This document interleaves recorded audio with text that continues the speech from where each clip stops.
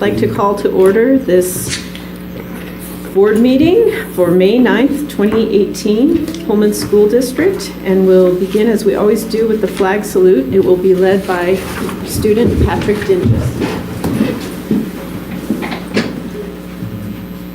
I pledge allegiance to the flag of the United States of America and to the republic for which it stands, one nation, under God, indivisible, with liberty and justice for all.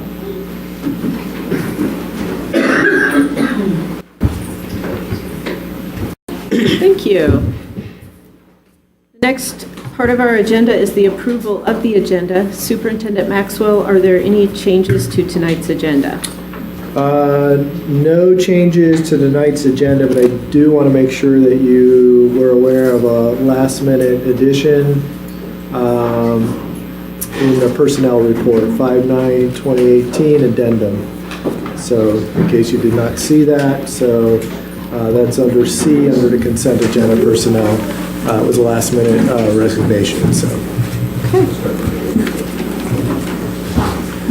Other than that, there are no changes. Okay, I will move that we approve the agenda as presented this evening. Thank you. Second. Okay. It's been moved and seconded that we approve the agenda as presented. Any further discussion? Hearing none. All those in favor? Aye. Okay, the agenda is approved. Next, we move on to reports, correspondence, and program, and we will begin tonight with our dedicated teacher award, and I see that our teacher has walked in. So, let's see. Would you like to start, Principal Pullman? Okay.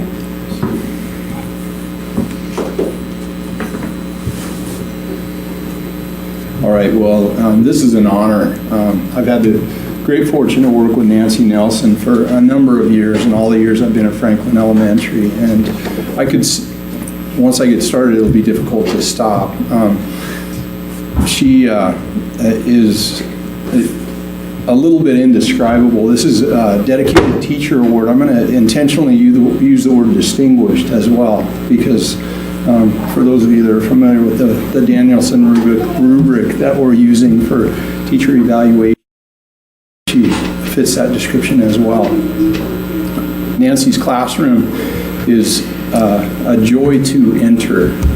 And it's been really fun watching Nancy evolve in the years that we've worked together. She came into Franklin with a huge knowledge base and tremendous level of experience, and she's grown probably as much or more than any teacher that I've worked with, probably in my career, even in the past 6 years. And there's so many contributions she's made. Her classrooms is a cognitively vibrant place. I steal those words from Charlotte herself. Her students frequently are the teachers, and that's something that Nancy's been very, very excited about, especially in the past few years. It's like they're the teachers, she tells me, and they are, and you are, students like the teachers. Her classroom is a very, very safe learning place where kids take risks, where they're willing to raise their hand when they maybe don't know the answer, and that's a tough thing to do, and especially in our culture. Our culture tends to reward knowing the answer rather than giving it a try. And so Nancy is really, really good at helping her students give it a try and be okay with that mistake they just made and honor that learning opportunity and feel comfortable in that. And that takes some real, it starts with relationships. It starts with relationship building, and she's as good as it gets in that regard. So she is the anchor of the second grade team at Franklin Elementary. Her influence can be seen district-wide. If she pulls in something from a professional development that she finds to be particularly useful, she makes sure that a lot of other people get to know about it too. She opens her classroom and shares great practice and walking into other classrooms. As a matter of fact, She presented a classroom management session at one of our lid days. Great opportunity, great model. And a week later, as I'm going through classrooms, see that model being used in no less than 5 or 6 different classrooms in the building. And so that's tremendous influence right there. Her grade level team, they work together. I have to share this little story. We've been doing some very powerful mathematics professional development, practicing routines and strategies and just procedures, classroom procedures that are really honoring student thinking and creating opportunities for students to share their thinking, creating opportunities for all students to have an entry point in the learning. And I walked into, Nancy said, "Hey, stop by, we're going to do something we haven't ever done before." She does that a lot, by the way. "Never done this before, come watch," which takes, courage. And so she's facilitating a session in front of 65 second graders. I'm not sure I should say this because 65 second graders are paying terrific attention, turning and talking, sharing. A student walks up in front of 65 second graders and shares a mistake that student made in front of the whole grade level. And Nancy, I joked with her later, I said, "Wow, you've demonstrated that, we can probably pull this off with a teacher-student ratio of about 1 to 65. This up, because that's really impressive." So, good stuff. Outside the classroom, Nancy has a tendency to be the one that if a staff meeting gets a little bit off track, she can just say the just right thing and turn it back to what it is that we should be talking about and what we should be focusing on, which is students and student learning and student social emotional well-being. And she never wavers. She has one gear, and she's in that gear all the time. We've celebrated reading for years and years, and of course it's a great thing to celebrate because reading is an anchor of learning, and especially at the elementary level. And so we do some pretty neat things, and Nancy tends to think, we could do some things that might increase the effectiveness of that. So if you walk the halls of Franklin Elementary School, you'll see posters that say, "I have recently read," or "I just finished," or "I just started this book, and my name is." And so students have signs like that hung up in the hallways. Teachers have signs like that. Our staff members have signs like that. So we're sharing our reading experience all year long. On Friday afternoon, most Friday afternoons, you can find a group of teachers in somebody's classroom or learning space eating ice cream and celebrating something about our practice. Friday afternoon. I didn't make that up. It's Friday afternoon meeting at an elementary school. It wasn't my idea, because if it had been my idea, it wouldn't be happening probably. Principals don't get to call Friday afternoon meetings every week. Teacher leaders get to call Friday afternoon meetings every week. And so we celebrate something about something most Friday afternoons. And Nancy Nelson was the trigger for that practice. If you drive up to Franklin Elementary, there are two libraries, little free libraries. One of them has to do with reading and books and that kind of thing. The other one is Franny, centered on math, science, games, books, and so forth. And both of those were inspired by Nancy, and she worked with some families to create that opportunity for folks in our neighborhood to, if they need a book, they can come get one. She's been applying for grants to help stock those things as well, and has successfully done so. And here I am several minutes in, and I could keep going for quite a few more, but I just want to say, Nancy exemplifies the concept of growth mindset. She learns as much or more, models as much or more the notion of learning both with us, with adults, and with her students as well.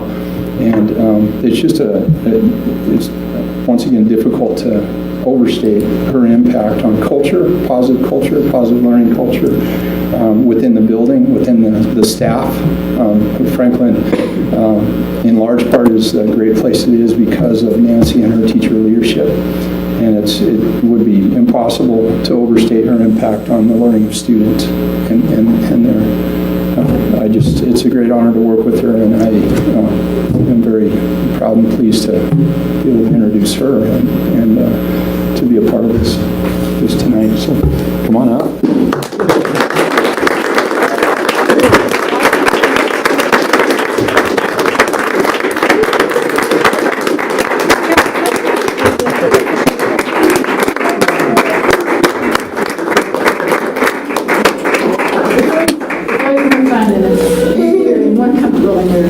Surrounded by people we know a lot. Right? These are some of my students, and it is really a pleasure and a thrill to have them here. Thank you for coming, guys. Because we have a lot of fun in the classroom, and there's so much work to do, but it's good work, and we like to do that work. What else should I say about us? Should she hold her award, do you think? Do you want to hold this for her? You can hold this for her. She's got too much to hold. So we have this dedicated teacher award where we annually present a teacher with this award. Nancy was selected, and Bill did a really nice job of highlighting some of the things he discussed in this incredible nomination, but he also said she has done more to influence positive climate, student-centered focus, and continuous improvement than any teacher I have worked with in my career, which he also mentioned later that his career spans some 29 years or so. Okay, 30 years. So that's incredibly impressive. So we're so honored to recognize your contributions, and it's so great to have you guys here too, helping out. So, Thank you very much. thank you. Thank you. Should we gather? Or how? Yep. Gather together. She has to run the gauntlet. Okay. Well, Come to us. do you want to pose for some pictures? Sure. Okay. We gotta get some pictures. We have to all go. It's weird. Okay. I'm not doing it. All right, fine. I don't do pictures. Allison. Do that. Yeah. How tall are you?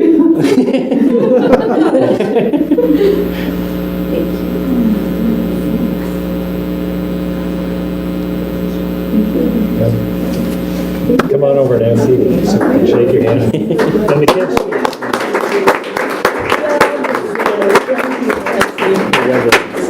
Awesome. Congratulations. Thank you. Congratulations, Nancy. Wonderful.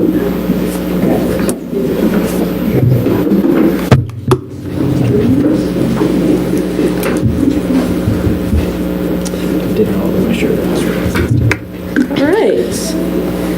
Thank you, everyone. And next we'll move on to our Pullman High School ASB report. So I'll invite up both Patrick and Mandy.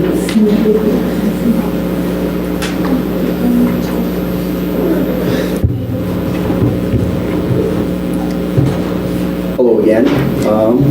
Let's see. Some of the big things that have happened in ASB since I last posted. Did you discuss the results of class elections? We did. We did? Okay, so those happened. I don't know about them. But they did happen. There will be new class representatives at all levels. There's going to be the first combined ASB meeting. So that's going to be, it'll be 11 through 8 is going to be June 5th. And so that will bring in the incoming freshmen, the class of 2022, in with, and they will begin their ASB tenure at that time. Some other ASB-run events that are coming up. Prom is going to be soon-ish. It's going to be a good one. On June 2nd at Banyan's. Clean it up. Well done. Next, there's also the ASB block party. So we thought we would just kind of boost Spring Fling, but you know, it's going to be at the high school now, and it's going to have. The block party's after the summer. We're having. Are you sure? Oh no, spring. Isn't it just a Spring Fling? Yes. Okay, so it's not a block party. It's a Spring Fling. That'll be after school, unlike the middle school, because obviously our high school students seem to be in class for this end of the year when we're having finals. So we're going to be having it after school on June 4th. just like everything else seems to be happening on June 4th. What else is happening June 4th? Probably someone's birthday. The moving up assembly. The moving up assembly. We really did talk about this. That's because in case of what's called senioritis. No. You're doing a great job. So that's the moving up assembly is going to be on June 4th, and it's going to be a new thing we're going to try here at Pullman High School. It's going to be kind of like a last going away spirit assembly for the wonderful and distinguished class of 2018. We've worked so hard, and it's going to be a nice moment to be able to look back and reflect on how far we've come and the legacy that we're going to leave behind. We've also just announced who our newest Link crew members are going to be. We notified them this last week that they are officially part of Link crew. So starting in the next couple of weeks, we'll be training and moving into the summer so we can help the freshmen advance from middle school to high school. Not at all. Yes. So this is probably one of my last times that I'm going to be up here, and I'd just like to take this time to thank the members of the school board for allowing me to have this wonderful opportunity to better myself as a public speaker, and I've enjoyed my time here, and I'd just like to say thank you. Thank you. Thank you.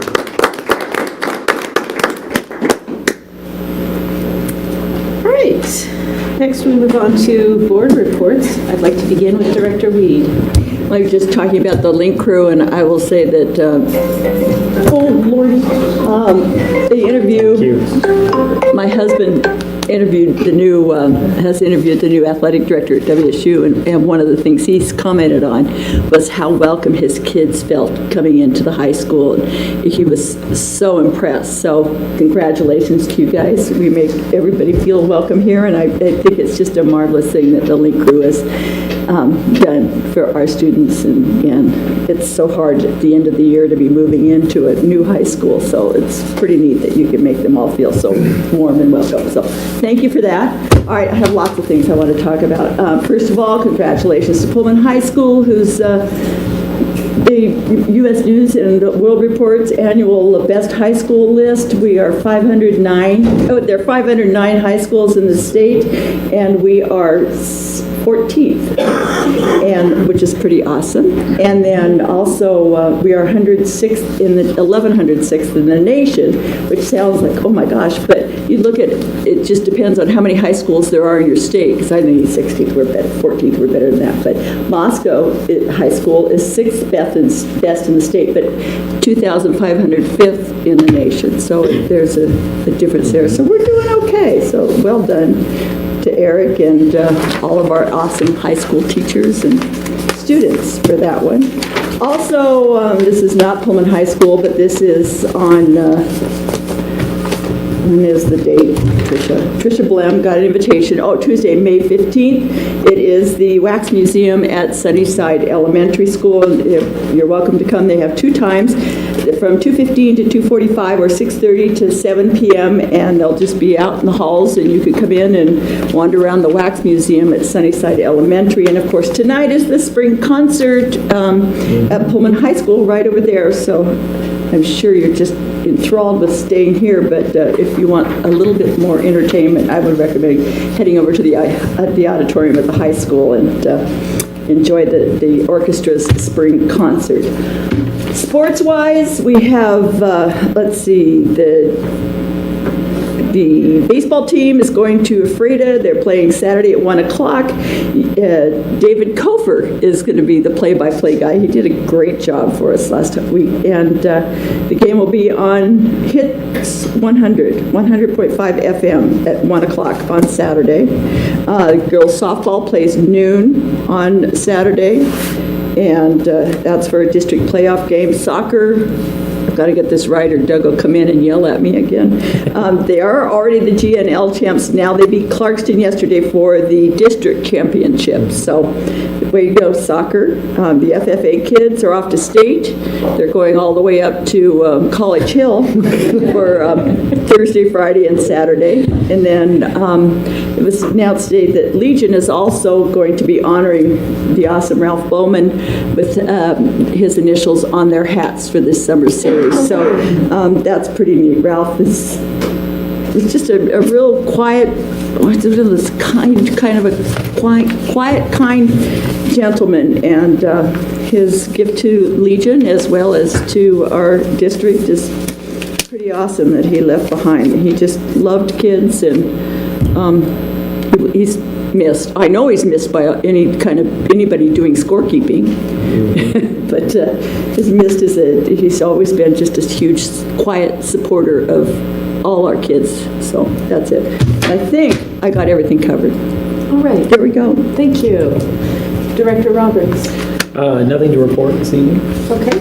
Thank you. Director Everman. Well, I just wanted to report that the WASDA had their regional meeting here last Thursday. This is the Washington State School Directors Association. So all of Eastern Washington sent representatives here at the high school, and we had a good meeting with OSPI and the WASDA representatives and our local representatives. So it was a good meeting. It was their first chance to see the new high school. And they were, needless to say, impressed. So it was a good, next time we'll invite them early so they can have a tour. Okay, so that was good. Glad we did that. Thank you. Director Tanner. My family had the privilege to attend the rock show by Pullman High School last Friday night. My children loved it. We sat in the back row and they danced the whole time, which was really fun. Also, I was going to report that the fifth graders in the district are currently at Camp Wooten, so that's pretty exciting for them. And also this week marks 26 days of school left, so we're in the countdown. The kindergartners and some of the elementary schools do a letter a day for the last 26 days of the year, so we're on the countdown. All right, thank you. And I guess I'll just mention that several of us, I know you did, Nathan, participated in the governor's Disability Advisory Committee series of meetings about making Pullman more accessible, and there are some direct considerations for K-12 education in there, and Bob participated in those, and Megan Atani, and perhaps others. So good talks came out of those meetings, and hopefully we'll make Pullman a better place as a result. Yeah, absolutely. It was a great opportunity for them to come to us and give us an opportunity in the community, an opportunity to speak. And we actually had two of our speech pathologists also participated. Okay. So we had staff there as well. Great. Lots of people from the city as well. Good group. Okay, well, let's move on to the superintendent's report. Okay, well, we've covered a lot of those that I had on there, so thank you very much. It narrows my list down. So I'm going to start with construction update, Kamiak Elementary School.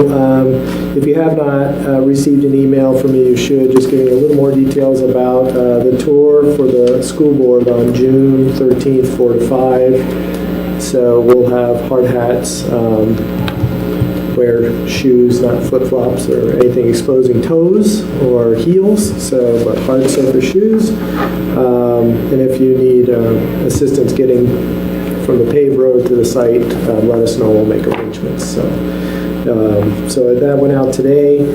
I am also going to let you know that with construction, we received this nice document called a D1 on Pullman High School, and this basically is just information for you that we are going to release the entire balance in a retainage account for Pullman High School.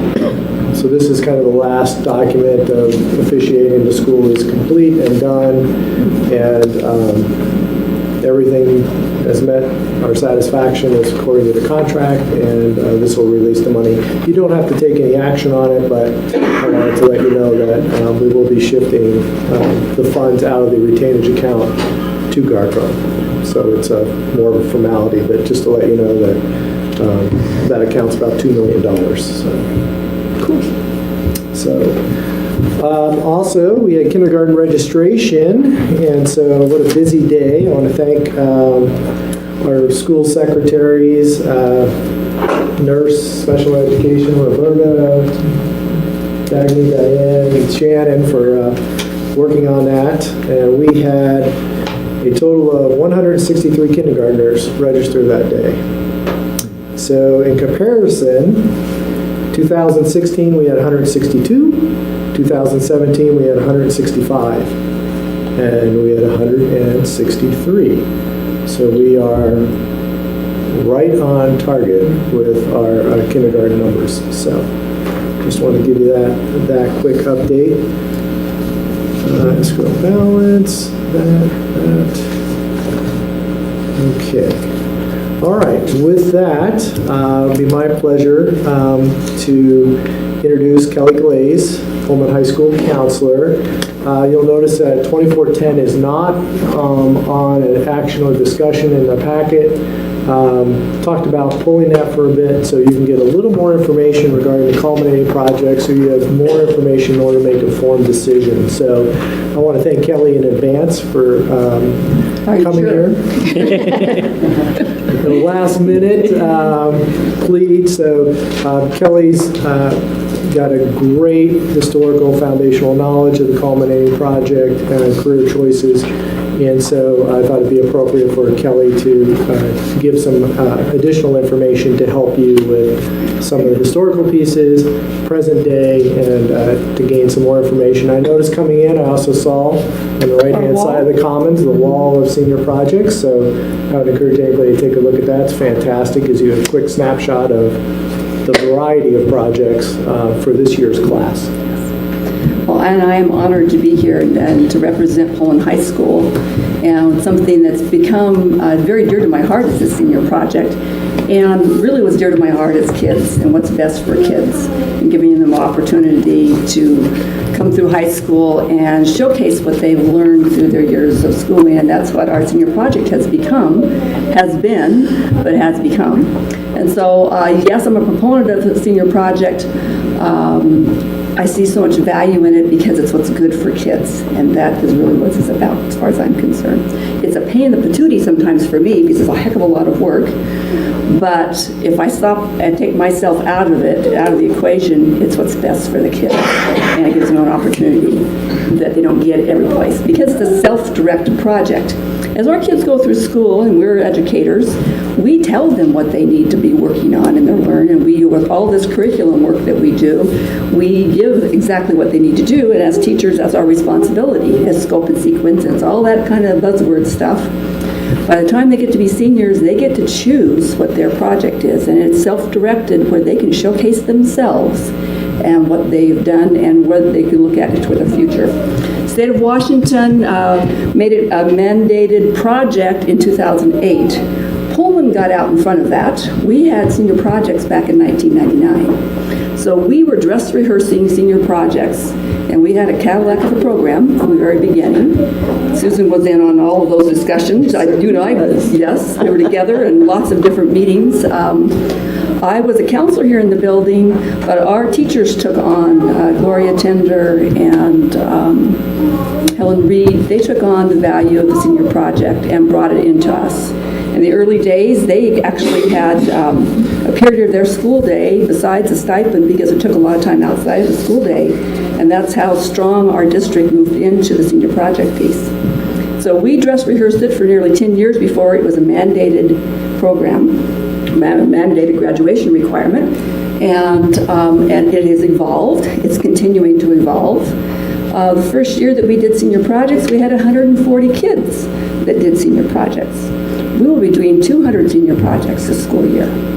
So we are growing, and with that growth from when it started to where we are now, it has evolved, and as well as everything has here for our school district.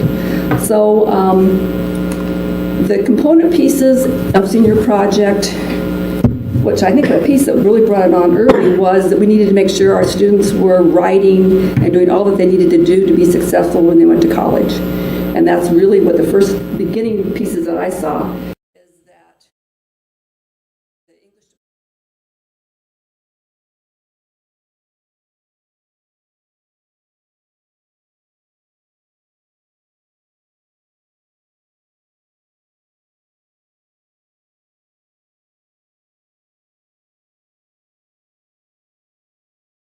Recent ELA scores from our 10th graders are going to knock the socks off of everybody again. Been posting them all day today. We're doing very well here at the school. And that's a component piece that gets showcased in the senior project. So it has evolved historically. One of the pieces that was shared with me that concerned me was that kids weren't graduating from high school because of the senior project, and that is a falsehood. And all of the time I've been here, and I've been here for 25 years, I think, something like that, and been a part of this project, we go above and beyond to make sure that our kids are able to do the project and get through and graduate. Mr. Thornton, I think, probably watched one young man present his project 4 or 5 times throughout the summer because he was going to do it right. And he did finally on the 5th time or something like that. He graduated. Now, our project got tied to walking at the graduation ceremony. 2 different things. Participating in the graduation ceremony is different than actually earning your diploma and graduating. So in the time that I've been here, to my knowledge, there's not been anybody who didn't get a high school diploma because of the senior project and their inability to do it. They might not have walked because they missed deadlines or did some other crazy, foolish things that they shouldn't have done. But they still were allowed to graduate, and we got them through that whole system. So that's one misnomer I want to make sure that we address. So currently, right now, we're getting ready, as Dr. Maxwell just got through saying, we're showcasing the posters out in the hallway. We've got our special needs kids that are doing projects. All of our kids, regardless of what their skill set is, are successful at doing a project. We have a senior who did extensive research at WSU, and he will be graduating from high school with a master's in physics, and his senior project was his research that he did for his master's in physics. Yeah, a high school kid's going to graduate with a master's in physics. Running starts wonderful, you guys. All right. And we have a young man who I got to watch put on his cap and gown, and we took pictures. And he is nonverbal, and he has done his PowerPoint, and he will be doing his senior project presentation and graduating, having completed a senior project. We have the entire spectrum of abilities and skill sets, and our kids are successful doing that. It's remarkable what we get to do with that. So that's our present for right now. Moving forward, the state decided in 2014 or 15 to pull the culminating project as a graduation requirement.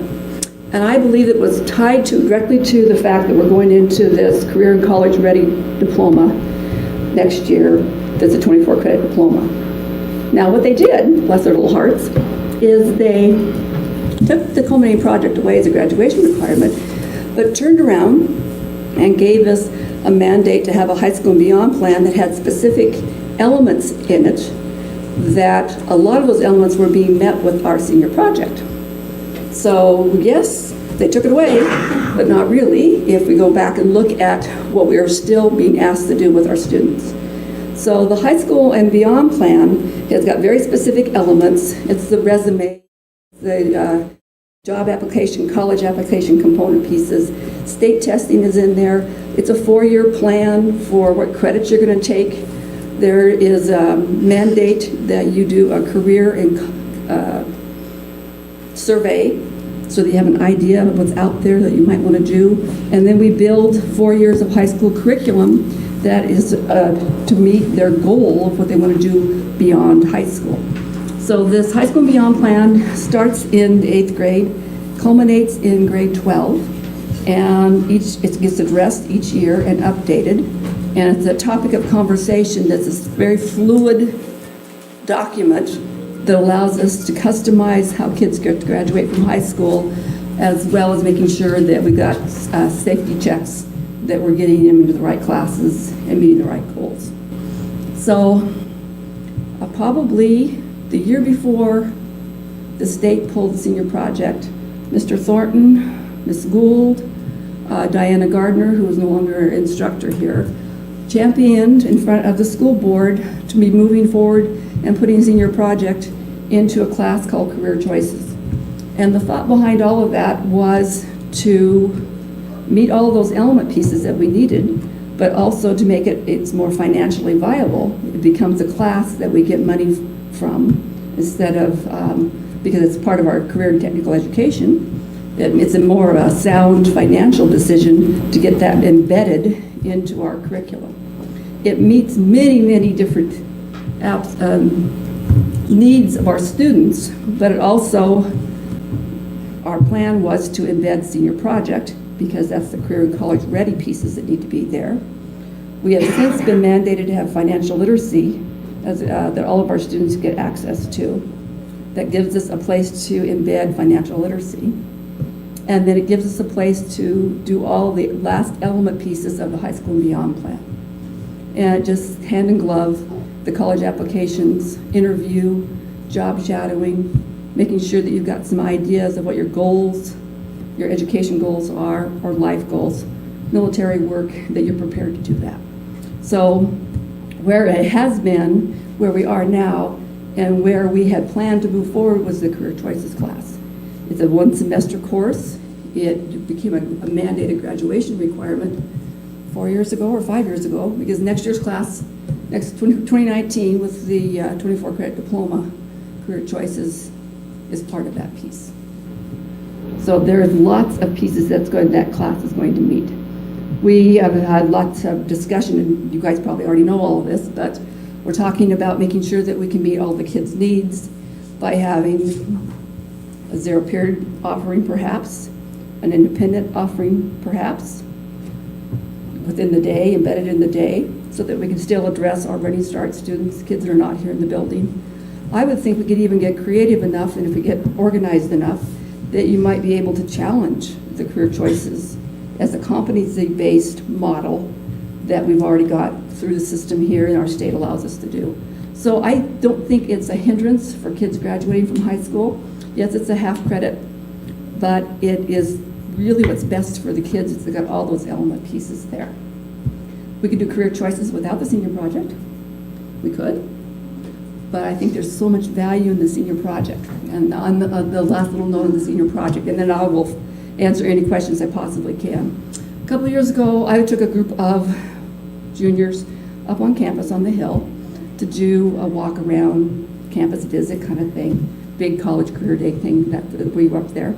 And one of our previous students, Alex Ng, was up there, and he was our tour group. And he said, Mrs. Glaze, I gotta tell you something. Glaze, listen to this. Okay, what? He goes, you made me take, I made him take, right? You made me take that Career Choices class. No, you made me take the CTE class. I said, that was a graduation requirement. He said, and I took drafting. And I said, okay, I probably did make him take drafting. I don't know, I can't remember, but he did. And he said, you know what? Best thing I've ever done. I said, why?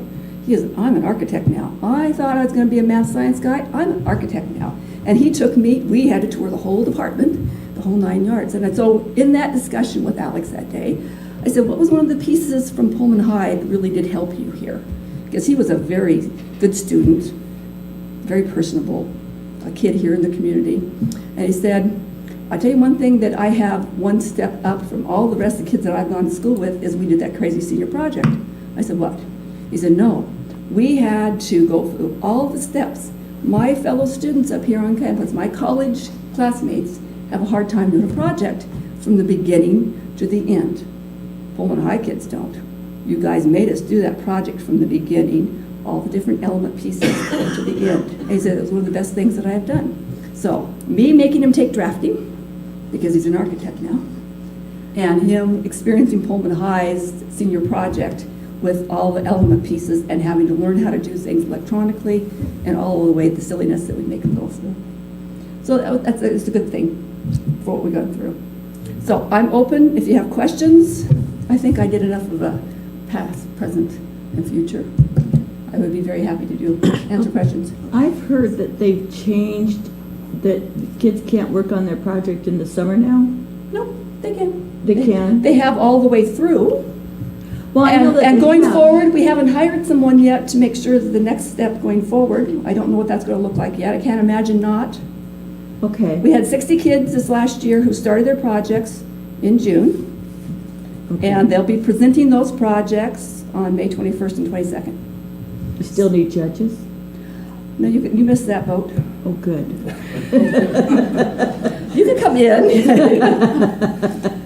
No, we had a very good turnout from, I did my begging and pleading to the community people, and I've got resounding support. Oh, good. And so we're going to have 3 judges in all of our sections, and we're running them both on a Monday or Tuesday morning, and then we got an afternoon. We're also doing SBAC testing at the same time. But this place is going to be just wild that day. That's fun. Yeah. Okay, so they can work on do Yes. research and stuff Yeah. with their project? Yeah. And are they still going to have mentors and stuff, or only if they want to, or do they have No, to? I'm going to say how I'd like to have it be, and I guess because I'm here, I'll just say how it's going to be until Sure, we have why something not? different. Okay, how we go. That's how I fly. One of the pieces that's wonderful about our project is our kids have to get a non-family person to have communication with and be their mentor.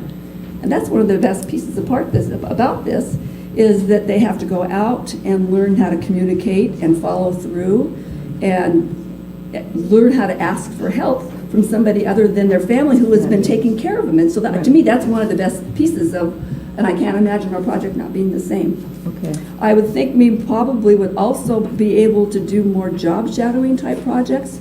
We went away from that because just following someone around in their job, you learn, but we always have asked our kids to produce an element, something out of that. So Right. you can go look and find out, but then you have to do something yourself. So if you go down and work and find out what a dentist does, then you might take that information and go to the elementary schools and teach the kids how to brush their teeth. That kind of, so there's an artifact that comes out of their project. And we've been really strict on that piece. They produce an element. Right. It's just not all up in the head.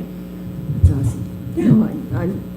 No, I congratulate you for sticking with it. I know I was not exactly a strong supporter, but there was a reason for that. Yes. Because We addressed the reason.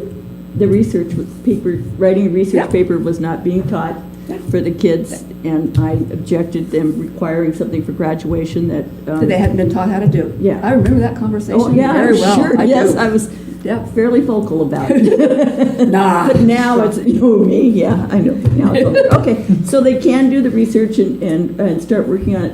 They can during do the their summer. project. Yeah. Okay, some projects are Not the writing and all research-based. that, but, Well, and they get support for all of our senior English teachers, Right. include senior level writing within their curriculum. perfect. And it's differentiated to the ability level of the student. Some of our kids turn out 10, 12-page papers. Yeah. Others of our students are good to write a 5-paragraph paper, but if it's about what they've done on their project, they are able to produce that. So it's been very positive. Perfect. Yeah, Thank you, Kelly. yeah. Do you think because of all of the requirements that Career Choices satisfies, that it somewhat waters down the project? I mean, do you think you'll have time to do all of the financial literacy and the other life skills education and the resumes in addition to that project?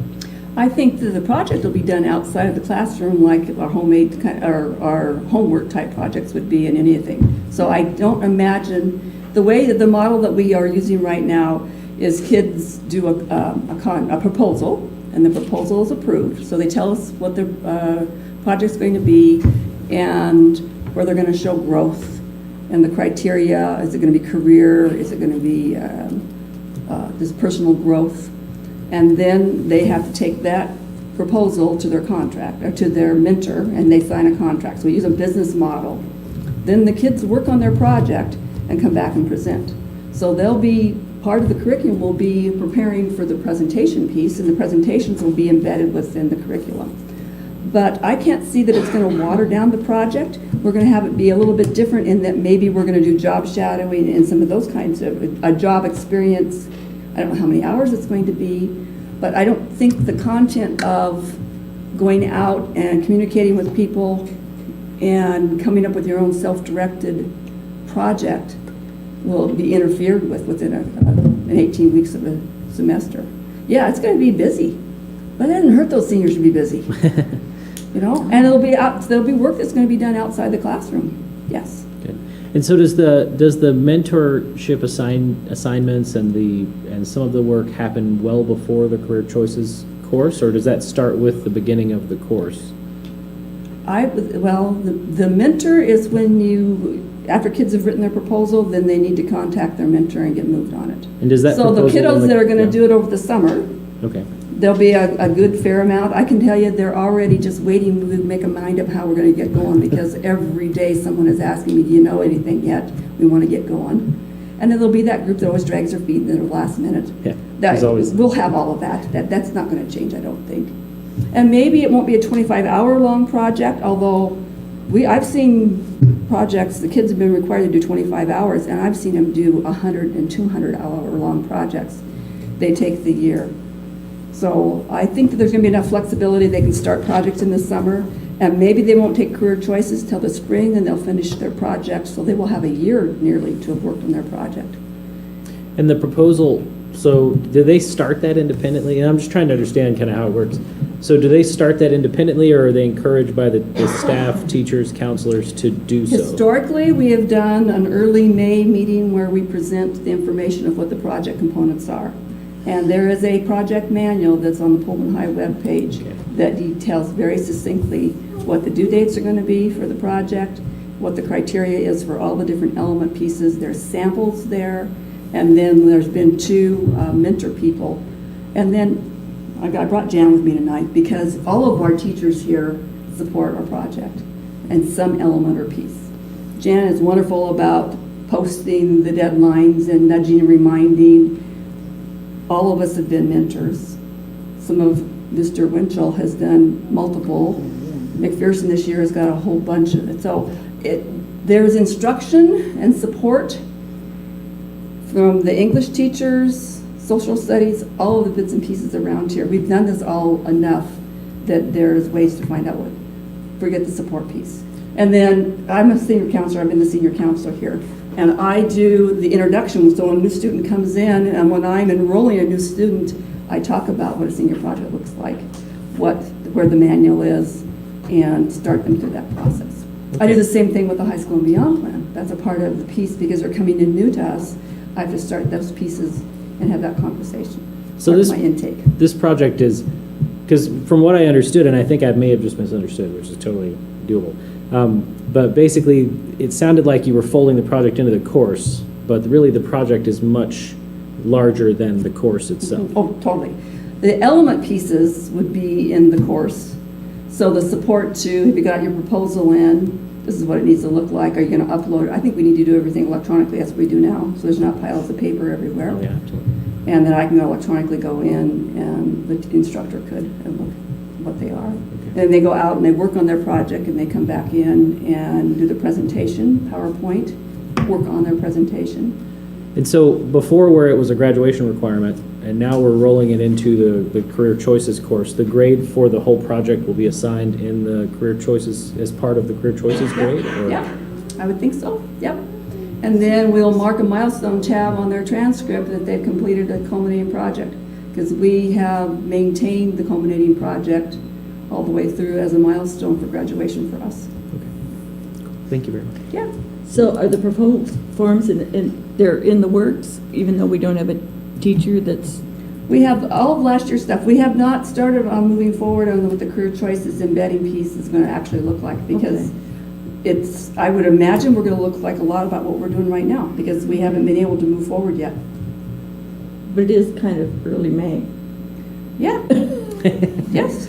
Yes. We should have had this discussion maybe in December. Yeah. Okay. No, All right. I don't see it being an issue. I really don't. Whoever's going to come on Well, board, if we're it's going not to be going to working with them. change, then, you know, it's same old, then I can understand because Yeah. that we've got it kind of Yeah. figured out. But if there are going to be some serious changes, we need to know. Well, and I ASAP. think that we're going to have to, okay, Diana Gardner, we did career choices for 2 Right, years. So this has already been test-driven, all right? Yeah. And it was not an issue at all. It was, the element pieces were able to be, what she didn't have happening there was financial literacy, Yeah. because that wasn't the component piece. But she was already doing the high school and beyond plan, a lot of those pieces that was helping me out because of we were working together, that she was already doing that in the career choices class. Okay. So, and I would go up and be kind of a guest speaker, and we do classroom kind of presentations. So I would anticipate that would be a bit, the same kind of model that would look like. It's getting a little late to be throwing in some new. Brand new? placards in. Yeah, so. Yeah. Agreed. Yeah. So we've mentioned that the graduation, used to require 18 credits. Now we're up to 24. So the context of that for the student is they now have 4 credits of electives. This will bump it down to 3.5. Yeah. And you're saying that's best for kids, but you're also saying like taking drafting was a great experience for a student. And that's a concern I have is, if you Credit. take beyond year 2 of a foreign language is an elective, beyond algebra 2 of math is an elective. So Actually, beyond stats for us is elective. okay, so the context is there are, if somebody is college bound, they're not having very many opportunities to explore other things. But that's the So- state board. I mean, you need to take on the State Board of Education like I did last week. Sure. I mean, we have totally no control over that. I understand your concern there, but there's where the creativity of our students have been wonderful. They've done that already. Because we have many students that are maximizing being able to take the best part of Pullman High School and our elective stuff that we've got around here. And they're doing Running Start, or they're doing correspondence coursework for some of the classes that are softer curriculum pieces or that they need the flexibility for. And we're already moving forward with being able to do PE, the athletics piece. All of those bits and pieces, the more that we get competency-based credit, the kiddos that want to do that extra and enhance beyond what our 24 credit diploma is, we're working on that one a lot, all right? I share that. I have some kids graduate from high school with 32 credits, 36 credits, because of the Running Start and taking classes when they're at Lincoln. They can come to Pullman High School with 3 classes before they ever get started. So within their framework, that group of kiddos is earning 21 credits in high school. So yes, I totally understand that, but I think that's where the creativity and the flexibility without losing the rigor Yeah. can be applied. I'll just share, I have a daughter who's a sophomore. She has yet to take an elective. Yeah, So yeah. that's, She might not get all of what Pullman High gets to offer. Yeah. Yeah. And is a half credit going to make the difference in that picture? That whole move to the 24 credit diploma really, yeah. And we've been at 23 for a very long time, and the state was at 20. I mean, we're just now bumping to the 24 next year. It's a frustration, but we don't have any control over it. Yeah, but We really don't. The student that wants to maximize Pullman High, that's why we still have got the 0 period offerings, and this, we're really looking at career choices as not tanking the elective courses, and we've got to come up with a method for the kids to choose to get into that 0 period piece or the independent piece. I think we can get really creative with that and not water down. The kids that can do that have got the ability to do it independent. Although I can tell you, Mr. Polsted came in, we've done senior projects together for a long time with the special needs population, and many of the special needs population's presentations are better than our high-end kiddos. they work really hard to do those presentations, and it takes a lot, and they really put a lot into it. And some of our very skilled speaking kids don't put as much pressure on themselves to do a really good job. So that's where I see students succeeding and doing good things for themselves, and what happens in their heart is just amazing to watch these kids. All of them, yeah. I like kids. So if I may ask one more question, I really appreciate this. This is really helpful. So do you think that removing the project from the graduation requirement status and folding it into the course would affect the student's dedication to doing the project, like over the lengthy period of time that is required? I mean, since it kind of expands beyond the career choices course, if we remove it from graduation requirements and just fold it into the course, do you think it's going to be more difficult? Well, it's still going to be a graduation requirement. If they don't pass that class, they're not going to graduate. But I mean, as far as awareness, it's more compartmentalized if it's part of the course because it's just one semester, and if they're having to start well in advance, into the spring semester or into summer, Okay.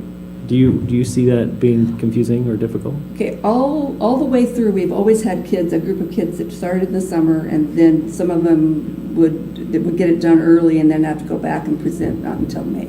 So the fact that some of those projects went, or a year-long project, that's always been a piece there.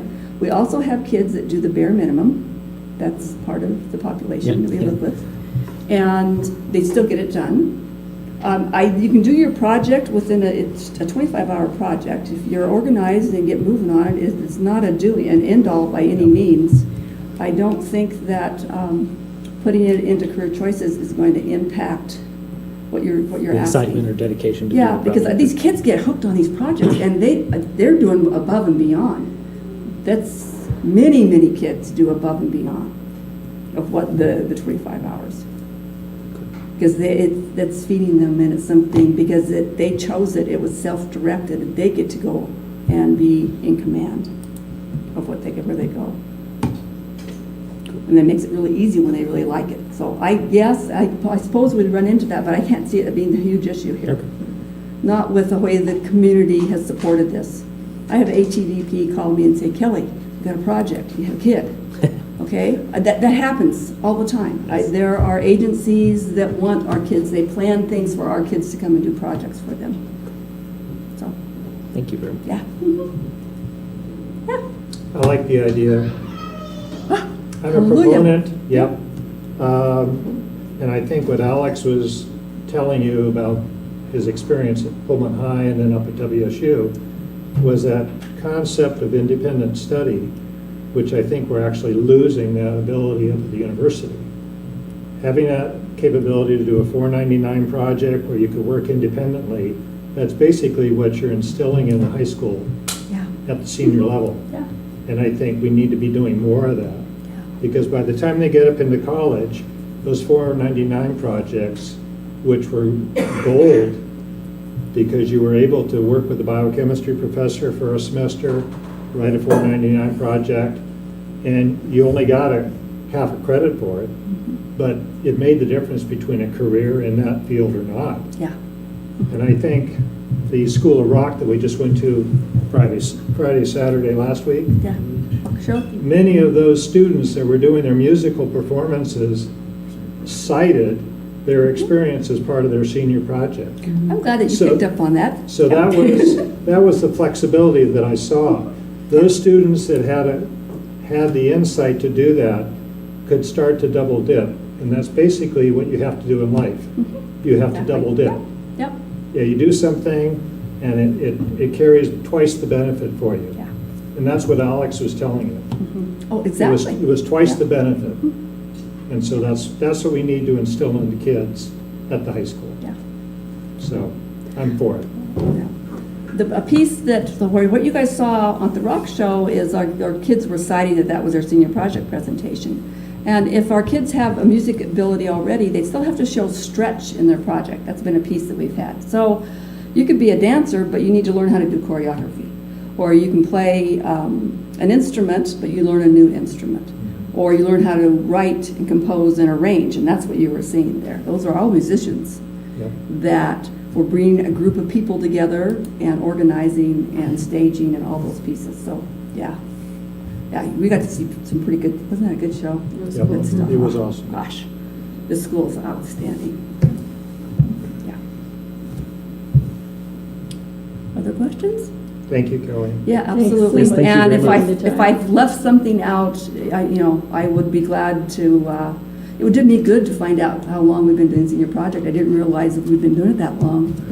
Yeah. Really? Easy. Yeah, I like it. Yeah, good stuff. All right, And thank your support team for coming along. Well, yes, because. Thank you, Jan. Yeah. Over there. Yeah. She did, she came with me, so I didn't, have backup here. Backup. You know, You always backup, have to have gotta backup. Yeah. All right, thank you, guys. Absolutely. Thank you for coming. Yeah. Thank you. Uh-huh. Thank you very much.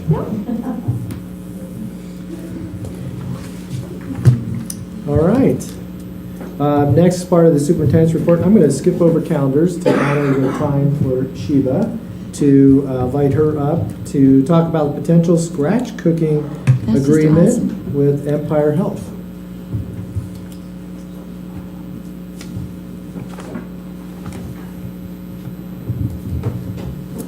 My name is Shiva Nall. I'm the food service director for the Pullman School District. And it's my pleasure to introduce Laura Martin of the Empire Health Foundation out of Spokane. The Pullman School District has been fortunate enough to receive an invitation from Laura and the foundation to partner with them in a scratch cooking program, which they've done very successfully in many districts. So she's come all the way down from Spokane tonight to talk to us about it and give us an overview of the program, and I'm going to turn it over to you. Great, thanks.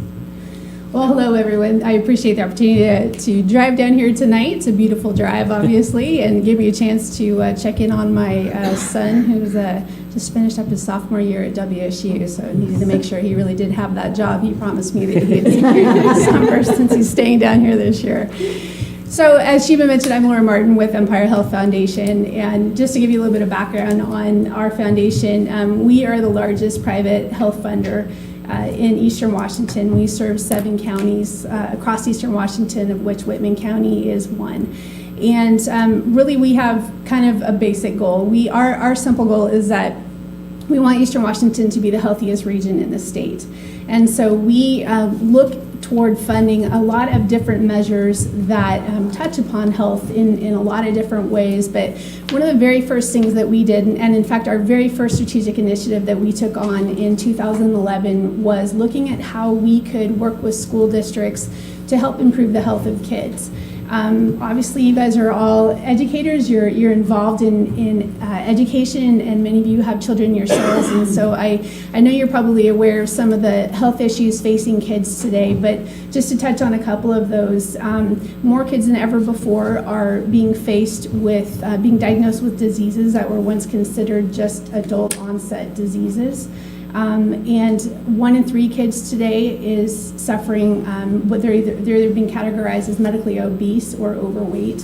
And a lot of our leading researchers are saying that if all of these unhealthy trends continue at their current rate, that this could be the first generation of kids with lifespans shorter than those of their own parents. So for me as a parent, that when I first read that in 2011, that made me stop short and think, okay, we really do need to make a change. And as I dug deeper into the research, I found that a lot of the leading doctors across the country are saying that a lot of this has to do with the way that we eat. And so our very first strategic initiative as a foundation that we began tackling was looking at ways that we could begin partnering with school districts across our region to try to change the profile of the food that's being served to kids during the school day. And so over the course of, this is actually our 7th year, I sat down the other day and started thinking, oh my gosh, 7 years, it's gone by very fast, but it's been a wonderful opportunity to partner with 9 school districts now across Eastern Washington. We have 42,000 kids who are now eating healthy scratch-cooked food through their partnership with our foundation. That's about 44% of the K-12 population in Eastern Washington, which is exciting. And we're now at that point with this initiative where my goal is to stretch that 44% to 70% by the spring of 2020. And so Shiva and I actually had the opportunity to meet, gosh, it's been probably 3 years ago. I think it was when you just came on board, 4 years ago, yeah.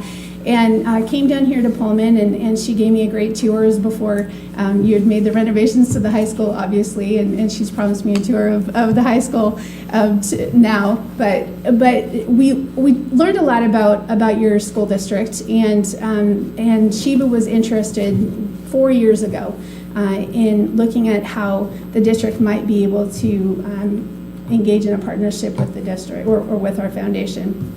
So essentially how it works is, what we do is we'll partner with the school district and we help them do a needs assessment and help them determine where do you stand in terms of your equipment infrastructure, because as you can imagine, in many of our school districts today, you go into them and they just have things like warming ovens. They don't actually have equipment that actually cooks or even knives that cut.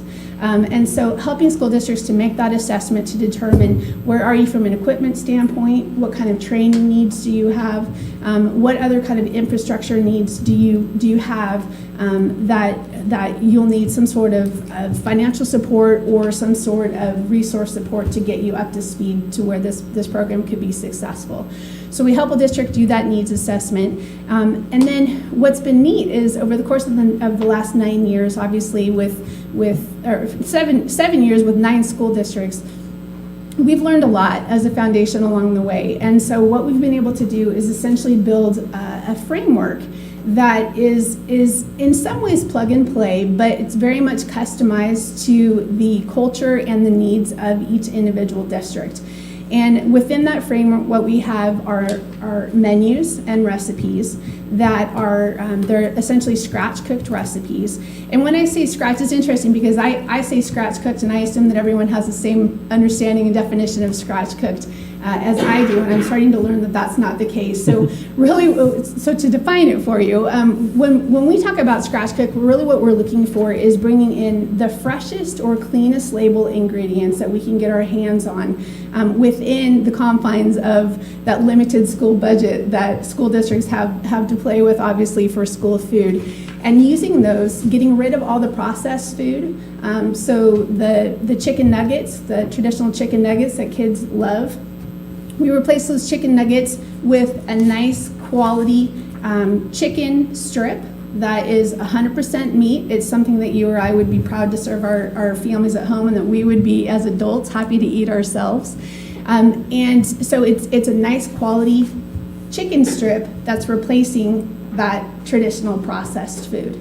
So it's taking those clean label or those that real food and switching it out and then just kind of tweaking those menus a little bit. The menus that we've been able to produce and that are being actually eaten by kids each and every day in all of our partner districts, they're foods that our kids like to eat. You know, we're not going in there and for the most part just taking away the pizza and the tater tots and the potato chips and replacing them with Hungarian goulash or something where, you know, no kid who's 6 years old is going to know what that is, can spell it or even want to touch it, right? So really what we try to do, we've developed several menus and variations of that menu where it's foods that kids recognize, but it's just using higher quality products. So we have that solid menu within that framework that we've built. And then what we do on both ends is we bookend that solid menu with a very strong nutrition education curriculum, which we've built along the way in partnership with all of our school district partners. I found that is key to getting kids to buy into this new menu, but it's also key because as a foundation, obviously our goal is we want to help reverse some of these negative health trends that we're seeing on kids. But essentially, you know, for me as a parent, I can pat myself on the back and say, gosh, it's neat that Sheba over here is sampling or nibbling at the salad bar, but I want her 10, 15, 20 years down the line to still be eating those foods and to be offering those to her children at home. So essentially to be building lifelong healthy habits. So that nutrition education, there are a number of different components to it. That we do a ton of taste testing to get the kids excited about trying new foods, to get them over that fear of sampling something that's green. And it works. It's pretty neat to see. Cheney School District was our first school district that we had partnered with. We call them our guinea pig school district. We went in and piloted the program with them 7 years ago, and I started out doing a ton of taste tests with those kids. And in the beginning, it was what you would sort of expect, going into the elementary schools and saying, you know, bring some nice healthy foods out to them. And we had kids running to the garbage cans pretending to, you know, throw up, or kids falling out of their chairs pretending to die, and all that fun stuff. And so we thought, okay, well, we need to take this to the next step and work a little bit about, you know, taste test etiquette. And so we have essentially built this culture where we continue to taste test and build this culture where kids feel that it's not only fun to try new foods, it's a little bit of an adventure. And that my whole philosophy is, I'll ask kids, what did you think? And some of them will say, well, you know, I liked it, that was really good. And I say, that's awesome, so you found something new that you like to try. Or some of them feel okay to say, you know, it wasn't my favorite. And so my philosophy is, high five for trying. You know, good job. You tried something new, you didn't find something that you like, and that's okay. Maybe you'll find something new the next time. And so in building this into the classroom curriculum within the cafeteria, what we found is that kids are so excited to try new things. And we've actually, we always kind of laugh, the food service director and I, that we've sort of spawned the new generation of foodies within the Cheney School District, because they are so excited to try new things. And it's not just Cheney, we've seen that across all of our school districts where kids are excited to try new things, and it makes them excited to share it with others too. So we've got our menu, we have our nutrition education, and then it's also important on that other end of that bookend to make sure that you're marketing the program. And that's my background. I'm kind of a marketing geek, and so I love to work with school districts to help them figure out, how can we market this? So it's essentially the same message, but you're marketing it to your students. And if you're going to market to your elementary kids, it needs to be tweaked a little bit, marketing it to your secondary kids, because obviously those are different audiences. But then we use that same message and we're tweaking a little bit to market it to the parents, to get their buy-in. For the staff, we want their buy-in, not just as folks who are going to be encouraging kids to try the new food, but we want them as customers also. And we found in many of our school districts that that's a whole new revenue stream. Cheney has several, at least half of their schools, where over 80% of their staff eat school food every single day. And so that's been a whole new revenue stream for them. So essentially you've got your menu, you have your marketing program, and then you have your nutrition education curriculum that you build to. And what we're doing is bringing that cafeteria to the classroom. We've done it. We have a lot of farm to school curriculum as well that we've built into it. And so we have opportunities through these partnerships where we're able to reach out to local growers and bring local food in for Harvest of the Month taste test events, or maybe even as a featured item on menus. And it's just been an incredible community partnership to see grow, and to really see the impact that it has on kids, and the way that it can change the culture within a school district and change the way that kids really start to look at food. Because if you look at the way that we eat today, I read the stat recently, 70% of what we eat as Americans is processed food. It comes in a bag, a jar, or box, or a can. And many kids today just don't have that connection that we used to have with our food. I've been in schools watching kids go through salad bars before, and I had one little boy, he was probably a fourth grader, and he held up a whole pear off the salad bar line, and he goes, "What is this?" And I said, "That's a pear." And he said, "That's not a pear." And I said, "Well, what do you think a pear is?" And he said, "Well, they're white and they come in that juice and I think they come out of a can." And I thought, okay, so if our kids think that their food is coming from a bag, a jar, a box, or a can, I mean, that's an opportunity. That's an opportunity. And so that's part of what that nutrition education it addresses. So what we propose to Sheba is having Pullman School District be a part of this next generation of school districts that we partner with, in bringing you along and helping you make that transition to a scratch cooking platform.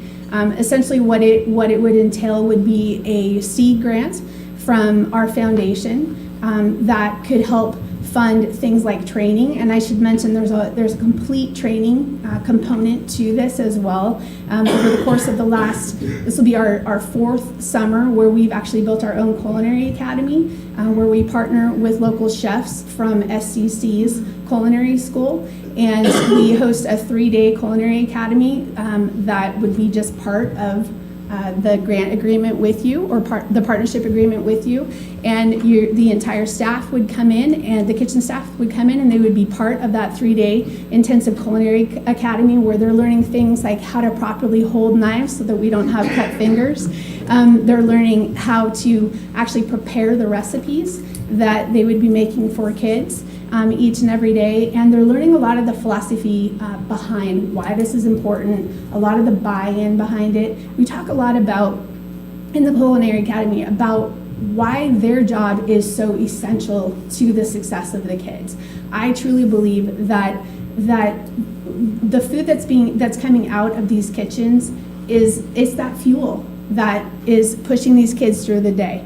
And so if we can provide the healthiest food possible for these kids, that's only going to make them that much more successful in their classrooms. So that Culinary Academy definitely touches on that. So we'd have our seed grant, we'd have the Culinary Academy, and then there is a litany of resources that would be available to Sheba and her team and the school district in terms of the resources that we've built over the course of the 7 years, where if she's in need of recipes, if she has questions, there's networking opportunities for her with any of the school districts. I should say that Spokane Public Schools, we actually just helped them this past fall. We transitioned all 52, the last of their 52 schools, to the scratch cooking platform, and that's been tremendously successful too. So that, in a nutshell, is the program and the opportunity, and I would be happy to answer any of your questions. How long does it take, and would you start with one school, or would you just go across the board, across the district? We've had every school district has approached that differently. And Sheba and I have kind of kicked around different ideas of how that could be approached. We've had some school districts who, Cheney did all of their schools all at once. And you can certainly do it that way. We've had Central Valley School District will be coming on board this next year, and they have about 22 sites, and they'll have 11 of their schools come on board for this next fall, and then the last 11 will come on board the following year. And if you decide to do a graduated approach to it, what I found works best is selecting those schools that you feel have staff who are the most ready and the most willing to make the transition, so that we can just knock it out of the park that first year and build that excitement and build the confidence, so that as they're talking with their peers, then the folks who maybe are a little reluctant will start to feel that, okay, I think I can do this actually. So that's entirely up to the school district, and we're happy to work with the school district to make it work. And most schools, do they have the equipment at the kitchen facilities to be able to do this, or it's done at a central location, or we have not had one school district yet who has used the central kitchen platform. I know that there's one school over on the west side, Bellingham School District, is using a central kitchen, and they just converted to scratch about a year. I think this fall they kicked it off.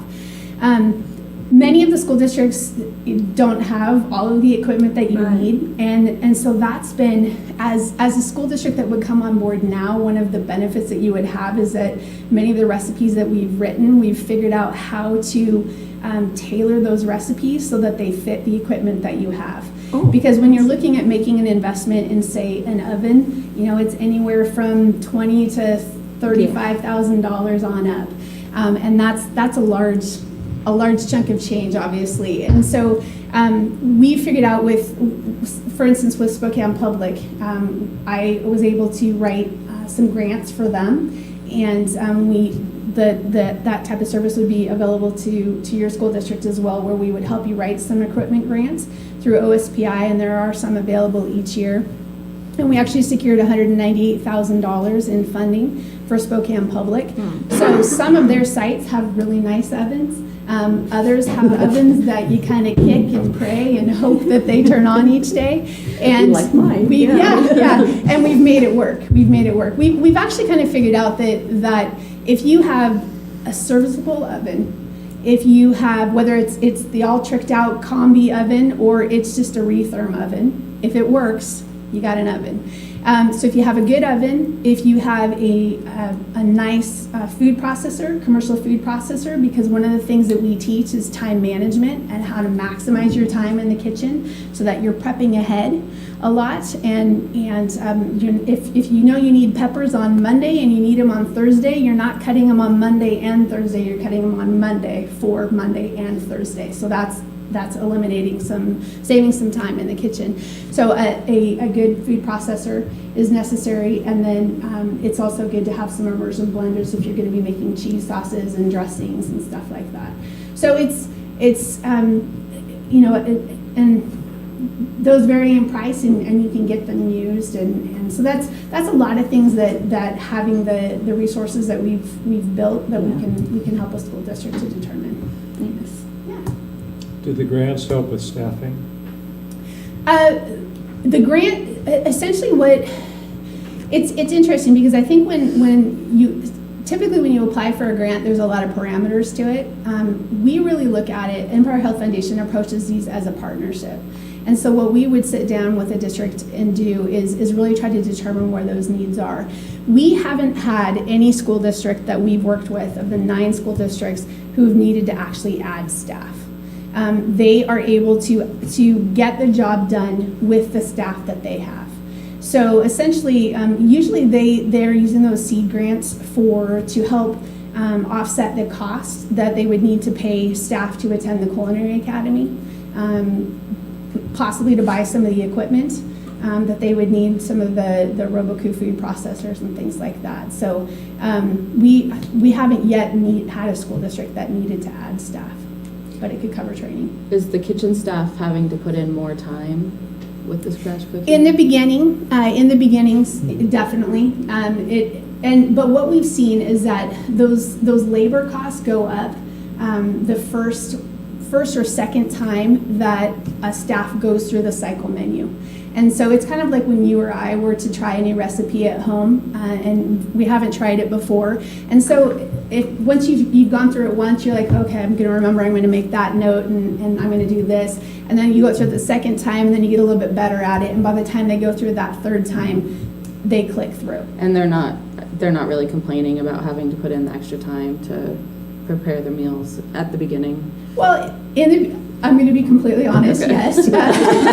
In the beginning, yes. I mean, there are some complaints, certainly. Yeah. With every district that we've worked with, there are your enthusiastic folks, there are your group of folks who are cautiously optimistic, and then there's your individuals who really aren't interested. But I will tell you that one of the things that we do in the Culinary Academy is we have a Q&A session where we bring in school cooks from other districts, and it's a peer-to-peer Q&A, and we tell them, ask any question, and you be completely honest in how you answer it. And what they say each and every time is they tell them that, yes, it's a lot of work in the beginning, but we would never go back to doing it the old way. Okay, so it's working itself out, essentially. It does. It works itself out. It's getting over the first 3 months, those first couple of times through that cycle menu where there's a little bit of panic, and then once folks get those processes down, then they knock it out of the park. Okay, and how much repeat is there within like a month of meals? That's completely up to the food service director and how he or she decides to build their cycle menu. Okay. So it would be very similar to how Sheba, I would assume, would have her menu set up now. Okay. Where some school districts like Cheney, they know that burgers and pizza are big sellers for them, and so every Friday they flip-flop those. And so burgers are sold twice a month, and pizza is sold twice a month only. But it's a high quality burger. It's 100% beef, It's on a whole grain bun. They have all of the fresh condiments that they can add to it. The pizza is a locally grown crust that's sourced through Rizzuto's in Spokane, and they're topping their pies themselves in district with low-fat cheese and a nice clean label sauce. It's a high-quality pizza that's pretty darn good. I eat it quite often, actually. But so there is some repeat, and that's completely up to the food service director how he or she would want to create that menu. Okay, and I have one more question. Is it changing the cost of what students are paying per day per It's not. lunch? No, it's not. And and that's a question that I get a lot. I also get the same question of a similar question as to do food costs go up when you're buying fresh food? And the answer to that is no. What we found is it's actually cost beneficial to purchase fresh food in bulk. For instance, if you're going to use carrots, and you can buy carrots in bulk and pay a certain price, and those carrots are going to be used in a stew, and they're going to be used on the salad bar, and they're going to be used in a salad on your salad bar in some variety. It's less expensive to buy those carrots in bulk than it is just to buy the baby carrots that you normally would buy.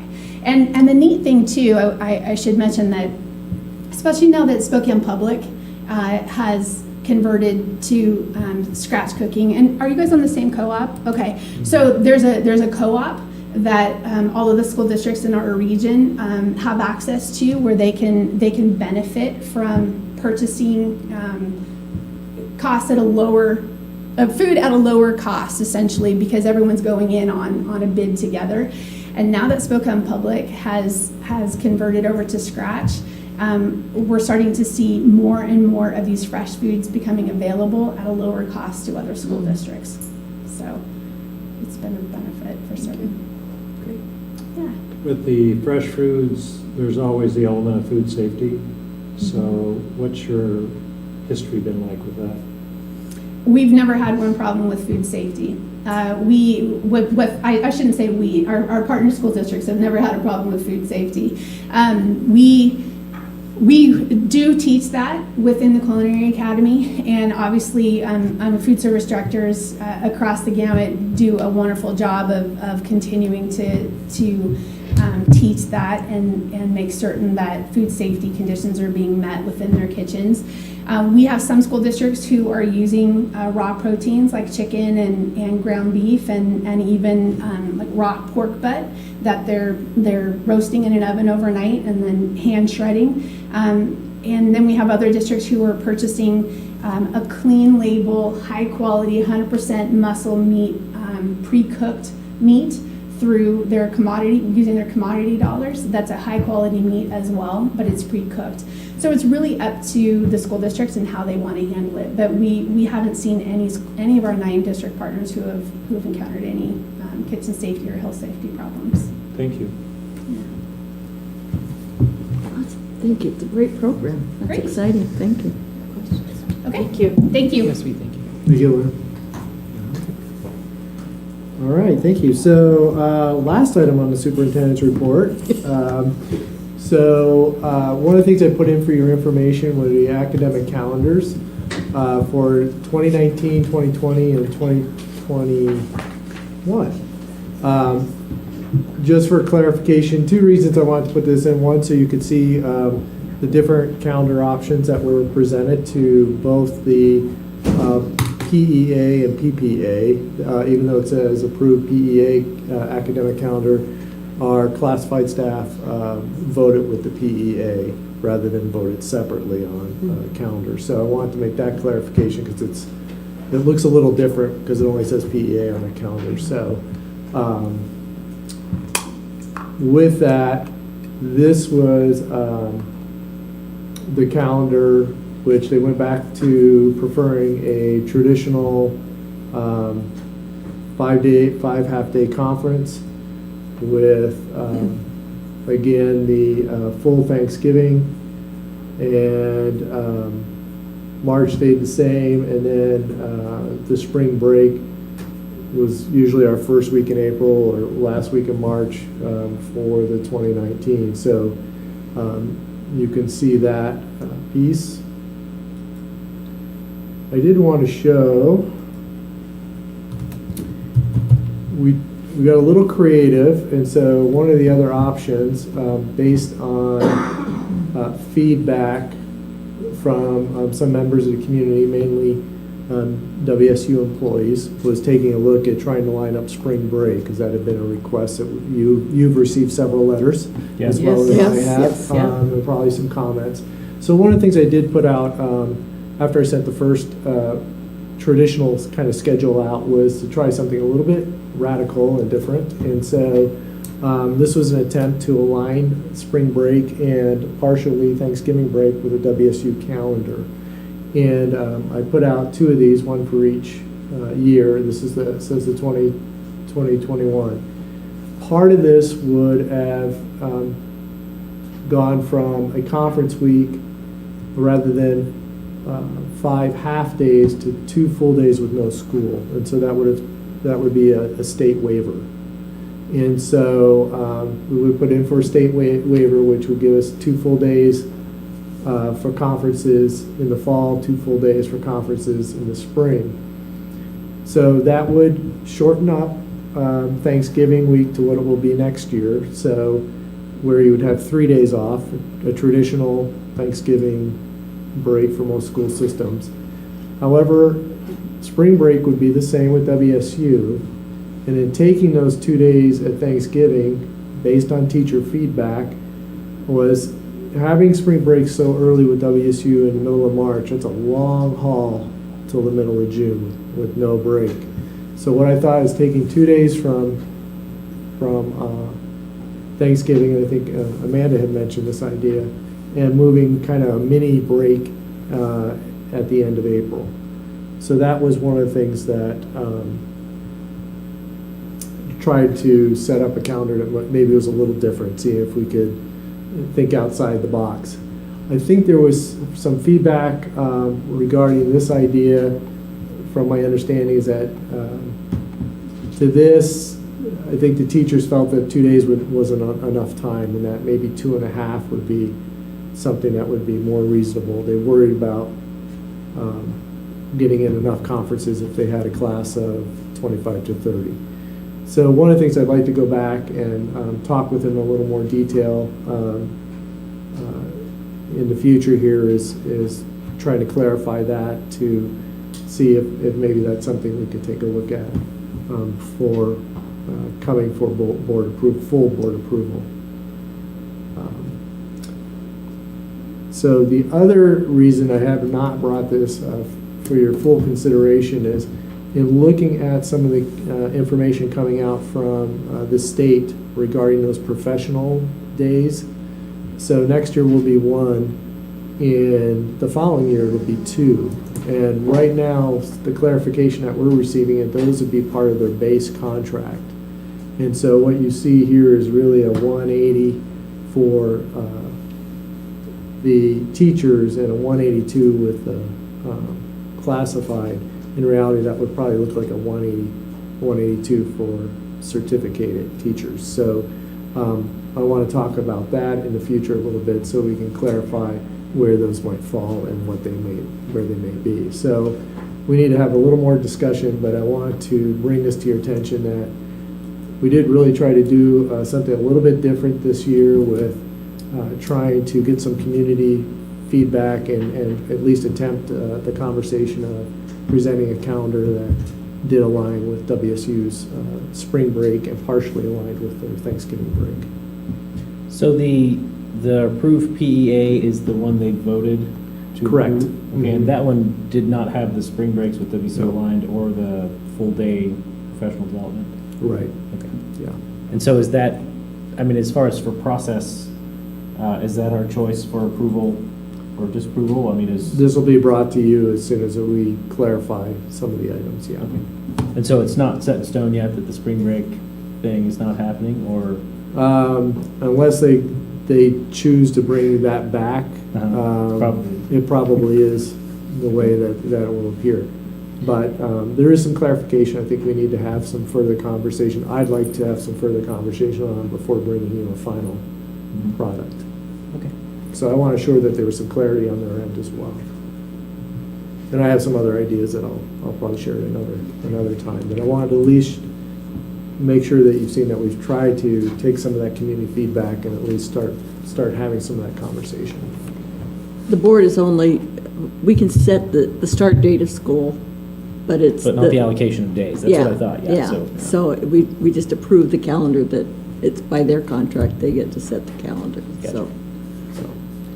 So anyway, I wanted to clarify that and also give you a visual of what those options kind of look like. The bonus is now if people complain to us about not Complain with aligning with PA. WSU, talk to the teachers.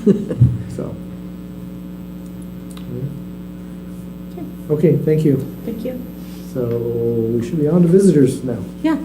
Oh, sorry. This part of the agenda is for anyone wishing to speak before the board, either as an individual or a member of a group. Visitors addressing the board will go to the microphone and state their name and address prior to presenting their information.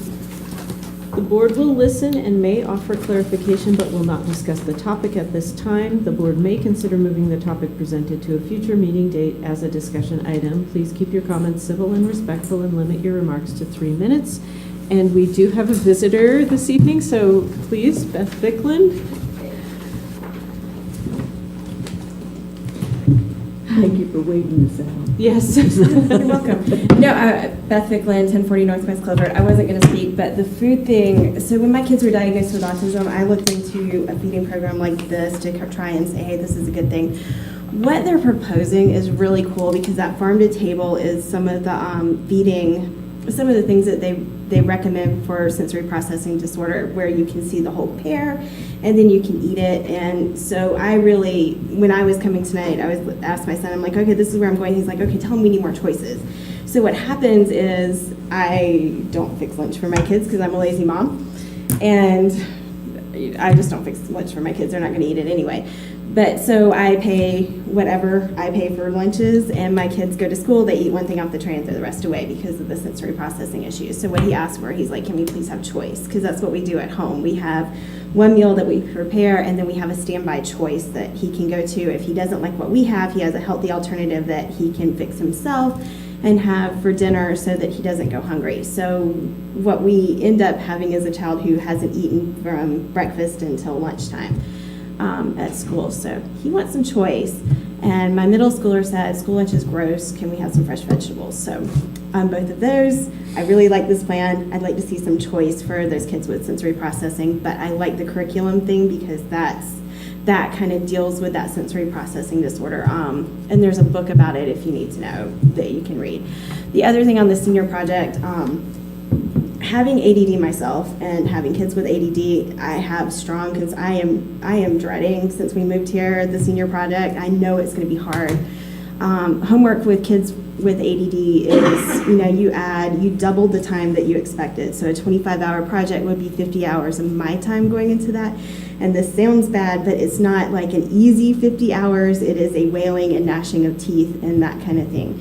So, and I've talked to parents who've had kids go through the system, and it is really a drain on parents, especially with ADD, and especially for something that requires a lot of organization, because that's an accommodation. We don't have a way to accommodate organization in the schools that I've found to ask for. If you think of one, please tell me. I will put it on my 504.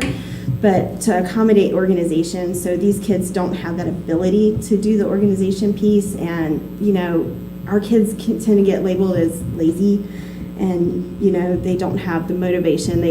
And it's not that they lack motivation, it's not that they're lazy, it's just that piece that organizes them and gives them the motivation isn't there. So project is great, but we need to find a way to accommodate those kids with ADD, ADHD if you're going to maintain that as a graduation requirement and make it where, I don't end up in the mental ward after my kid graduates. So thanks. Thank you. Thanks. And I would just offer the clarification, I think we do serve fresh vegetables at every, We do. to my knowledge. Yeah. Yeah. There is a salad bar at the middle school. Yeah. I know there's a salad bar. I've heard it's gross. So I've eaten yeah, on it. it's good. it's- And I think it's that goes fine. back to the sensory processing thing. So kids who are not able to handle certain textures don't necessarily like what's on food. Okay. Would anyone else care to address the board this evening? Okay. Thank you. All right. Dear grief. In that case, we will move on to the consent agenda. To expedite business at a board meeting, the board approves the use of a consent agenda, which includes items considered to be routine in nature. Any item which appears on the consent agenda may be removed from the consent agenda by a member of the board and voted on separately, and the remaining items will be voted on by a single motion. Would anyone care to remove an item from the consent agenda? I just wanted to speak to the resignation of Craig Nelson. I don't know if we need to remove it from the consent agenda, but I see that he has resigned as principal at Jefferson Elementary, and Craig has been in the district for a very long time and has put up with just a lot of things with my family, my boys, and my husband. So I will just say that he will be missed. I know that, he's just been a kind of a friend, and he's going back to the wrong side of the state to be, which is closer for where his family is from and stuff. But I just wanted to thank him for his service to our district, and let everybody know that I really appreciated his presence here when he was CTE, when he was vice principal at the high school, and of course his principal at Jefferson. That's all. Thank you. And with that said, I would like to remove it from the consent agenda because I personally don't believe it's routine in nature for a principal to be submitting a resignation. I think it needs to be voted on separately. Okay. Just to allow for discussion. Okay. Very good. Not that I'm not going to go for it, Yeah, but no problem. I think Okay. it deserves a little bit more Anything else? attention. Okay. well, that being said, I will move that we approve the consent agenda as revised this evening. All right, so the consent agenda as revised consists of minutes, overnight field trip requests, parts of the personnel report, but not that part, professional personal services contracts, transfer requests, warrants, ASB fundraisers, and a donation to the school district. So, Second. okay, it's been moved and seconded. All those in favor? Aye. Okay. So the consent agenda as revised is approved, and so now we have left the personnel report, and unfortunately my laptop died, but the Would be the addendum. yeah, the addendum 5/9/2018 personnel report. So I was just curious about if there's any more information about the reason for his resignation. Was he offered a contract with the other principals, and He was contacted by a West Side district, Puyallup, who offered him a position as an elementary principal. Craig accepted, and that was voted upon at their board meeting Monday night. it seems to be happening very quickly? Yeah, it is very For how quickly. long he's been here Yeah. and how long his family has been part of the community, so Yeah. I just wanted to It was, have a little bit more information. Happened very, very quickly, so. Yeah. So his stated reason was just to new employment? I mean, he didn't say anything as far as unhappiness with the district No. or any reasons as far as... No, his heart has always been kind of over in He that also part of the has state. family there. Yeah. And it's Parents. not that he is not being welcome back here. No, Okay. I just wanted to clarify. no, that's fine, yeah. Thank you. Thanks. Well, with that, okay, I will move that we approve the addendum, personnel report addendum tonight. Second. All right, it's been moved and seconded that we approve personnel report addendum. Any further discussion? All those in favor? Aye. Okay. We have one action item tonight. It's 2409, credit for competency and proficiency, presented by Assistant Superintendent Roberta Kramer. Good evening. My return from Camp Wooten was this afternoon after being there since Sunday. So I'm hanging in there. Welcome back to civilization. Yeah. It's funny how I said to Bob, it feels like I was in a foreign country, and I'm not really sure why that is. I think it's the lack of sleep that you experience when you do a fun trip like that. The kids are having a great time. So I'm here to present Policy 2409. We have had some conversation in board work session as well as at our last board meeting about this. Since my original presentation, I did receive feedback from one board member, Allison, who wondered about the shift from may to will around the middle school classes, item number 1 on that attainment chart. I did not make that change. I wanted to instead get feedback from everyone before you made a decision related to that.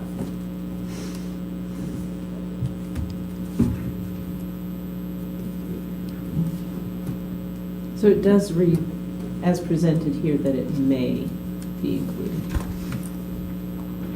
Then why did my copy, I have a different copy than. Yeah. Oh, thank you, Shannon. I'm good with whatever it is you guys want to do, honestly. You had originally presented it as may, and I suggested will, so that it would be parallel with the one below on Running Start, but then in hindsight, I thought may could be more appropriate since some of the people are age 12 when they're having this credit applied to their high school transcript, and I just thought it would be in students' interest if it was may. Thank you for reminding me of why all that so was. that's That's why it been since shifted my back trip and to forth, camp, is yeah. Because I kept kind of wondering about that. And I don't know that I disagree with that, simply because we do have some kids at 7th grade that take algebra, and then in 8th grade geometry. I'm really at the will of the board related to that, but I do think that creating some flexibility that we don't say you have to have, Yeah. you don't, That was you my know, that concern. you have to, and a 12-year-old, let alone, you know, just, there's a lot of dynamics that go there, and so I do think that may could be appropriate. And that's the way it is. Yeah. Oh, Yeah. Yeah, that's the way it Because it was is, but shifted not without my religious copy. knowledge. That was Okay. Shannon's. Yeah, Okay. that was my trip to camp. See what happens when you go to Camp That's Wooten? right. I put my time in down there. Okay, but that being the case, and not hearing any other discussion, I will move that we approve policy 2409, credit for competency and proficiency. Second? Thank you. It's been moved and approved that we approve revisions to policy 2409, credit for competency/proficiency. Is there any further discussion? Hearing none, all those in favor? Aye. Is anyone opposed? Is anyone abstaining? Okay. Sorry, All right, it appears it's to be, what was that, Nathan? Aye. Sorry, I didn't vote while I got a text message, sorry, I apologize. Oh, okay. Okay. Okay. But the ayes have it. The policy is approved. Thank you. Okay, thank you. And moving on to our discussion items, board meeting calendar. All right, so that is mine. So this is a draft. What's up here is the 2018-2019 school board meeting schedule. So all meeting dates mimic the schedule followed during the 2017-2018 school year, which is we're currently in. Work sessions are the first Wednesday of the month. If needed, board meetings are the second and fourth Wednesdays in the month. November and December differ to accommodate the school and holiday schedule. Note that dates for the educational showcase and the WASDA regional meetings have not been determined yet. The educational showcase is something we started 2 years ago that is not in board policy, but that's just something that we started 2 years ago, so that is at the option of the board. WASDA regional meetings are, of course, set by your organization, and we typically volunteer to host either a fall or spring for our region. So. Any comments or questions about the proposed schedule? No, I don't see how this could be controversial. I don't either, but, you know, just so it's out there. Well, it's your calendar, so. Yeah. It just seems like what we've been doing, so, okay, perfect. Let's move on to policy 2022, electronic resources. Okay. Let me get there. electronic resources. Okay. There's changes. Okay. So this policy, if you're looking at it, you probably went, wow, we just did this a little while ago. So you're correct. This was last revised August 9th, 2017.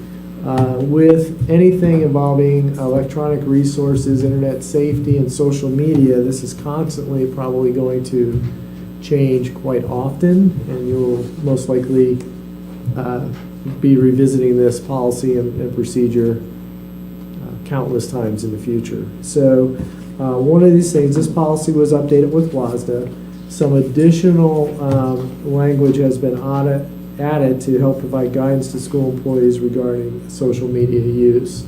And so one of the things it attempts to do is to just remind employees about social media use can impact school and community in some instances.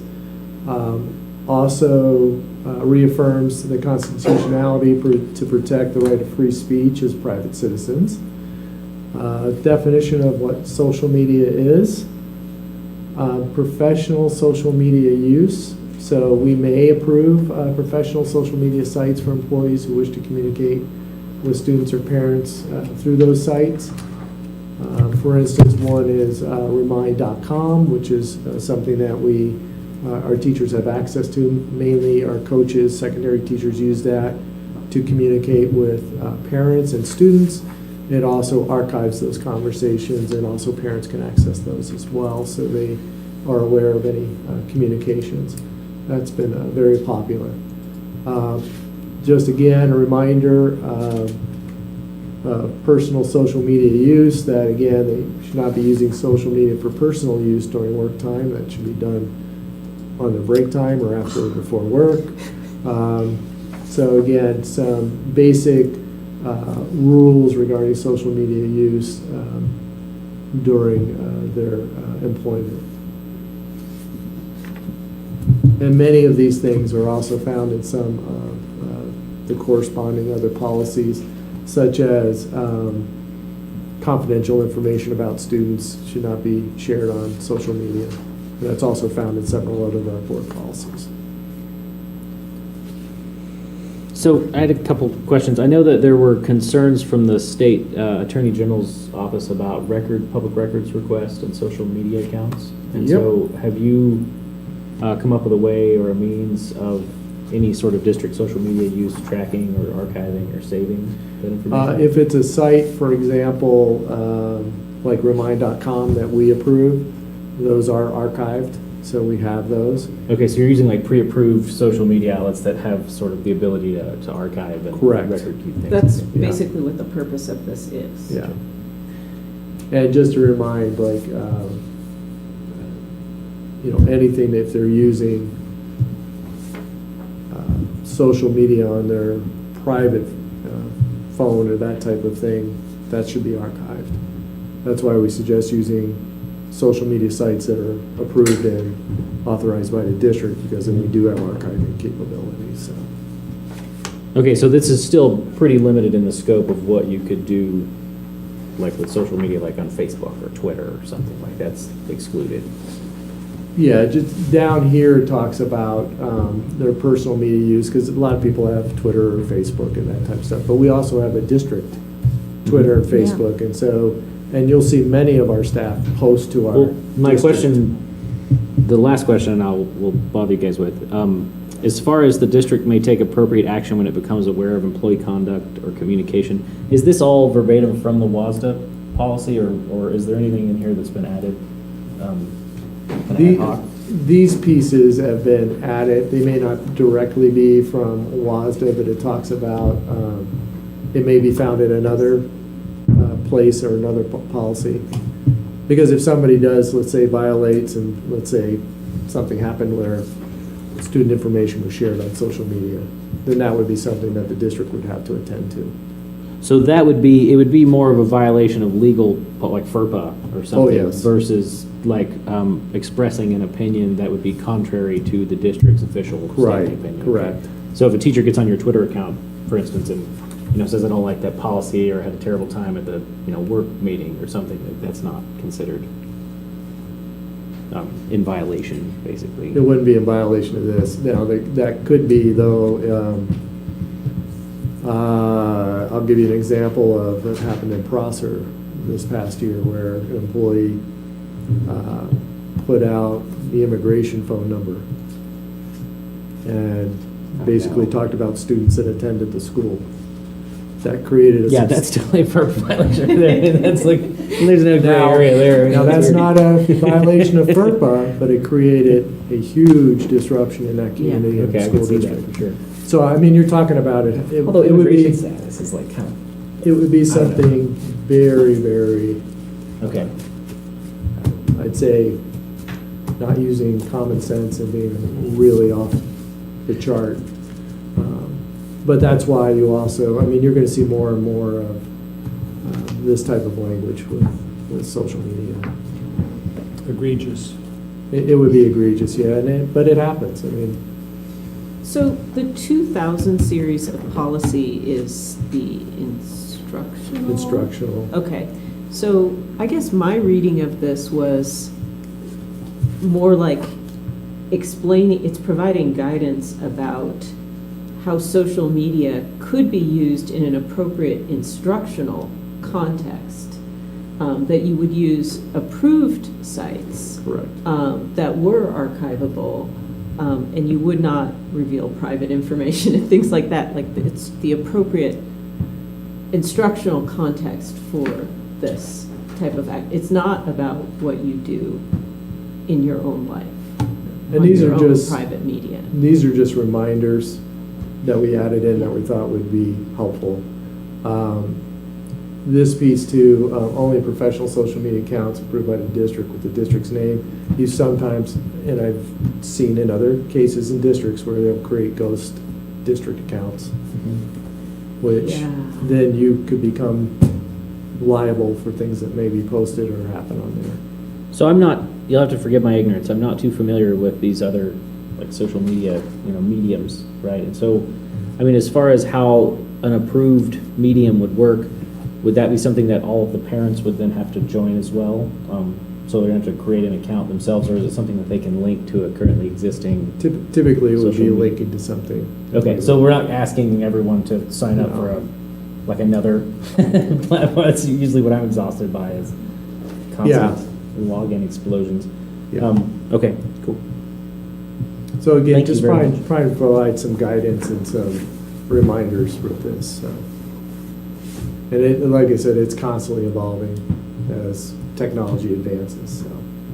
And they, lawsuits progress. Well, and this is mainly instructional, but there are some, like, a lot of cross-references. So again, also not trying to have several different board policies with electronic resources and social media and appropriate use. And we do have again, just a reminder, employees and students are required to sign the internet and electronic resources annually. So we do have a form that is signed as well. And it's just a reminder. That's in another, actually it's connected to this policy, but just a reminder, because we do have forms. Does that help? Yes, definitely. Thank you very much. Okay. Any other questions? Okay, moving on to policy 2108, Learning Assistance Program. Oh, we'll get a break. Yeah? I feel like I need to clarify, we were given the policy challenge in order to get grabbers, and we were all up for it. So I Bob? won. I had the most. No, it wasn't about the most. You challenged us to all You can't bring win a your own policy. competition now. Yeah, it's the competition you made up. So we are all. we have all the. Yes, that's why we're all here. Okay, so this policy is all recommended by WASDA. A party to this was the elimination of Procedure 2108, so I want you to keep that in mind. So the title changed to better represent the content of the policy. It used to be called remediation programs, and now it's learning assistance programs, which aligns with the state. language. Changes are related to the Every Student Succeeds Act, as well as a WAC that speaks specifically to learning assistance programs, also speaks to how students are selected, using defined best practices, coordination with other programs, which is typical, and reporting guidelines. And then I said that the procedure has been deleted because of the redundancy with the procedure and the policy. So the piece that we've been following this, we have implemented this because it's a part of what the law has been. So there's nothing new to us. The piece, though, that I want to call your attention to is related to the annual report to OSPI. As the law has changed, the expectations for reporting has changed, and it's becoming more and more cumbersome. I just want to draw that to your attention. That time and effort comes from our principals that then communicate that data to our office and instructional programs, and then we provide the end result to OSPI. But that is more cumbersome than what those 4 letters of the alphabet speak to. So, but there is no procedure for this? Are you No, it's all, no, there's not a need to, it's all embedded within the policy. Okey-dokey. Yep. Thank you. Yep, you're welcome. Okay, thank you. Policy 4121, staff communications responsibility, slated for deletion. Correct, that would be mine as well. So I want to call your attention to the date on there. This was a policy that was adopted 27 years ago. Hence the reason why we have the policy and procedure challenge here in Pullman School District, to try to catch up to the real world. And I'm suggesting deleting this entire thing because the communications requirements are typically found in each policy and or procedure. So this is really irrelevant and not needed. So we don't need a staff communication. Now, 27 years ago, I would say this was probably important. However, communications are built in typically to any policies or procedures that are required for our staff to know. And our parents as well. Title I, LAP have staff or parent communications as well built into the policy and procedure. Any questions about that? Okay. Policy 4122, legal information sources, also slated for deletion. Yes, well, let me get down there, I'm sorry. Let's see. There we are. So again, 1991 was a great year for these types of policies and procedures. So WASDA does not have this policy or any comparable version of this policy. Legal resources referred to in this policy are available to all staff, including administrators, students, public, online. So it's recommended that we eliminate this particular policy. Again, this was a one from 27 years ago, and things have greatly changed as far as communication, and it's not even a policy any longer under WASDA. So we don't have any, do we have somewhere a policy that says that we will operate in compliance with local, state, and federal regulations? Yep. It's also part of our annual compact. Okay. And we have to So go it into is somewhere? Oh, yeah. It's actually in several places. Okay, just want to make sure that all of a sudden that we're is not good. willy-nilly going to run amok. No, that's a good question. No, and actually in the I-grant systems, there's actually a form that you have to sign, the superintendent, to say that all these things are covered, so. All righty. Yeah. Make sure you sign that. No, I sign them every year. All right. Okay, any other Thank you. questions about that one? Yeah. That's a Okay. good question, though, but yeah, we are covered in other policies, Okay. I-grants. Okay, get your finger moving. We're going to move on to All right, 4235, all right. public performances. All right, public performances. So, let me get down there. So this one is a new WASDA policy.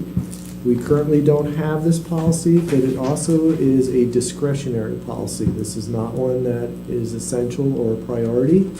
This is at your discretion. Since it's in the series we're going through right now, I've brought that forward to you for your consideration. You can say yes, you can say no.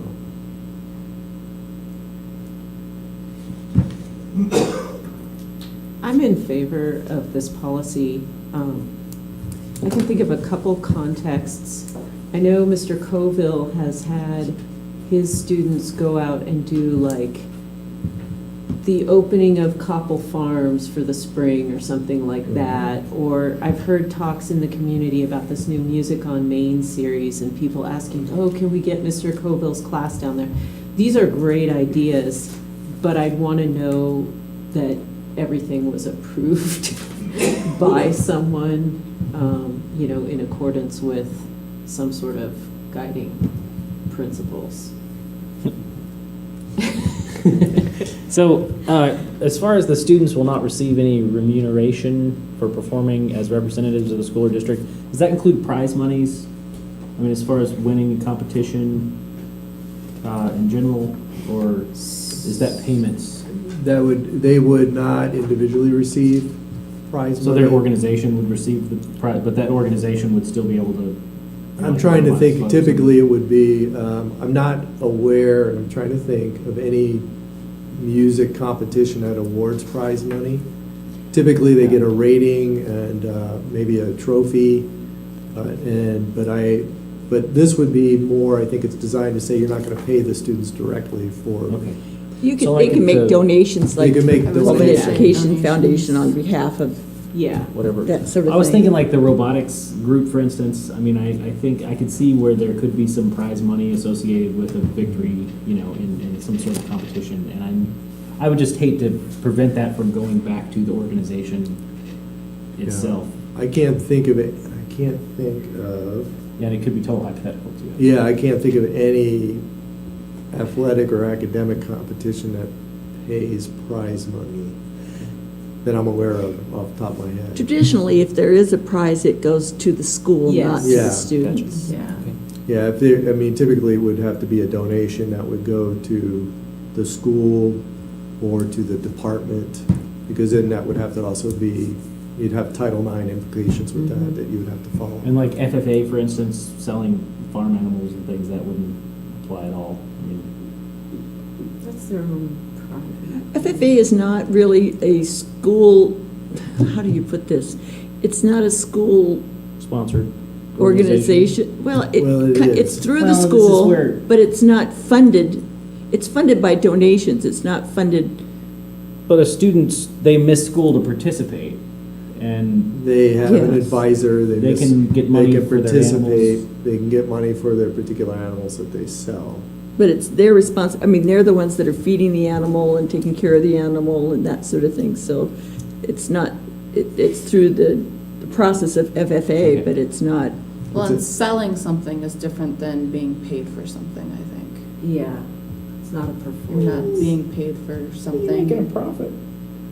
You obviously paid less for the animal as a baby than you did. But selling. that's not a performance. though. Sometimes it's a little iffy on the profit, depending on No, how I'll they give you that. eat. A performance, I mean, I've been to several of these, and it's definitely a performance. I mean, the students have to get up in front of a big group of people and show their animal off, do things with it. I mean, but it's, long story short, I just want to make sure that that sort of situation wouldn't happen with this policy. This policy, I think, is intended to, because you have to remember, if a student is doing a job, you also run into labor laws with students, right? So there are many laws about how often, at what age they can work, how many hours per week. So, but with this, taking a look at this and prize money, that would have to be a donation, not a direct to the student. And then things like selling your, welded art, or, like your animals wouldn't apply. That goes into that particular organization's general fund for supporting field trips and different activities that they have. Cool. I just wanted to make sure. Thank you for the clarification. Well, it's an interesting It is. question to bring up, so. again, this is something that's new, so obviously there's been some things that have occurred in other districts that have come to WASDA's attention to take a look at.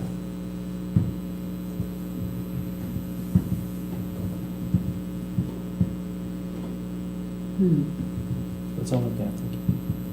It's interesting. Making us think. Yeah. Well, I'm not trying to. I mean, It's a long meeting. I know, I Come can on, sense. Nathan. No, yeah, there's some things to think about with this one, so. Well, and I think the piece with the animals is that the students purchase that separate outside of the school. The school doesn't That's purchase true. that animal, that's a personal purchase. They show the animal as a part of the club, but it's not Okay. club benefit in the end. We're not- And all the expense comes from the student, the student, the family, it's separate. That's a good point, because we don't purchase the pigs and the sheep. Well, and my the thought was cows. more the excusing of the time, and the Yeah. movement of the monies, basically, is if there would ever be But a that's problem. also part of a class, it's a much more complicated, it's a co-curricular. Which a musical performance could be as well. Could be. Um, Reading between the lines, it seems to be that they're specifically addressing, like, performing in churches and religious Religious things, yeah. where you might have issues. Separation of church and state. Yeah. Where maybe with FFA, it's not so much an issue, but. But there's lots of church and state in FFA, I'm telling you.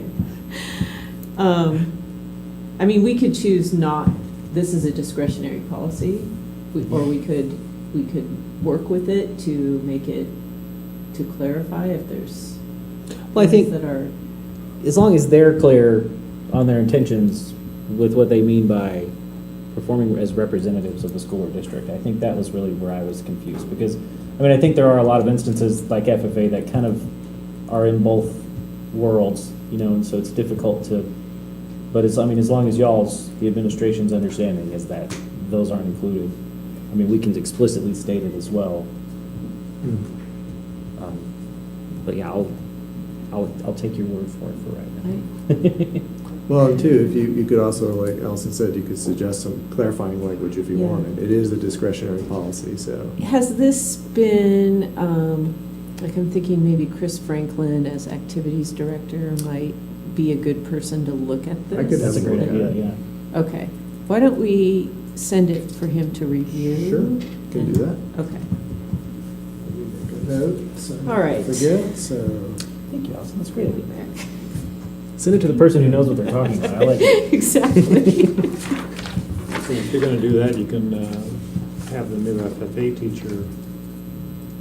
Yeah. Rob Matthews look at it. Yeah. Thank you, Jim. Yeah. Okay. All right, I made those Okay. notations, so I will take care of that. It's awesome. All right. So let's move on to 5240, evaluation of staff. And that is mine as well. So, excuse me. So again, this one's pretty dense. So, taking a look at, this was last revised in 2015. And again, to kind of align with the evaluation language. The evaluation language has changed over time, as you know, with the different laws, RCWs and WACs. So went through here, there's some minor wording and formatting changes. The certificated teacher and certificated principal sections were combined into one because we have very clear procedures from the state and law about those procedures. Deletion of language that's already included in the current bargaining agreements. It just was, that's where it is in the bargaining agreements. And so really cut this down to the bare facts of the evaluation of staff. Because a lot of this would be outdated each year depending on the bargaining contract and if a WAC or a law changed. So really cleaned this up quite a bit and simplified it. So those are the major changes.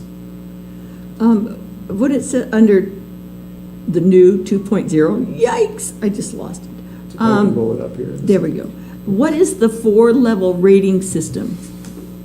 That's 4 levels, so there is a 1, a 2, a 3, and a 4. If you had a 4, it would be distinguished. 3 is proficient. Okay, so 2 that is basic. And it says here you don't, is that established anywhere else in this policy, what it is? I didn't see it because we were talking about all being part of the bargaining and everything? Yes, and that So is the then- 4-level rating system, and that is a state system. Okay. Yeah. So, but it's not referred to directly in anywhere else other than the certificated personnel are not subject to the 4-level rating system? Correct, because it is only for certificated personnel, not necessarily Okay. classified. So why do we even need that in there? The black is the existing language that we felt would still be part. The purpose of such evaluations will be improve the performance of their employees to prefer performance deficits or concerns. Well, I didn't see, what I think what I'm trying to say, it's this old age thing again, is that it's not referred to anywhere else. It's just because it says everything else is just in compliance with the RCW and this RCW. It doesn't mention the 4-level rating system, everything, all of that was crossed out. So I don't know why it should maybe be referred to somewhere as what it is, or? Yeah, here's what, well, let me see if I can clarify, because so it says certificated support personnel are considered non-classroom teachers for the purpose of the professional growth and evaluation system and are not subject to the 4-level rating system. This would be our ESAs, our speech language pathologists, or psychologists. So they do not have the 1, 2, 3, 4 level system. That's what this sentence is saying. Whereas if you're a principal or a classroom teacher, you do have that 4-level rating system as part of your evaluation. And is that mentioned anywhere here? Would it be in section 1? It should be. It was deleted up higher up. I remember seeing it in red. Let me check here. Pursuant. Because section 2 is the support personnel, but Let me section see 1 here, is... evaluations will be in compliance with the requirements. Yeah, it's 2 paragraphs up in the red. The 4-level rating system describes the performance of certificated classroom teachers, certified principals, and assistant principals. So that's something we could add. in my opinion, it should be either. Well, and can I just clarify something? Yep. Because Dagny talked to me about this. Part of the reason you guys took that out is because of it's in the collective bargaining agreement and they're changing it sometimes. So they figure since that refers to the collective bargaining agreement, that's what they would follow. Does that make sense, Bob? Yeah, I mean, but I could see how we reference it in one section, but not, and we deleted it in another. But Yeah, there's no point in saying that they're not Yeah, when going you're to be removing all evaluated reference when to it's, you've never discussed the 4-level yeah, well, system. that's all I'm saying is that you could just take that Yeah. out because all it does is kind of confuse It begs old the people question, anyway. what is the 4-level system? Yeah, I agree.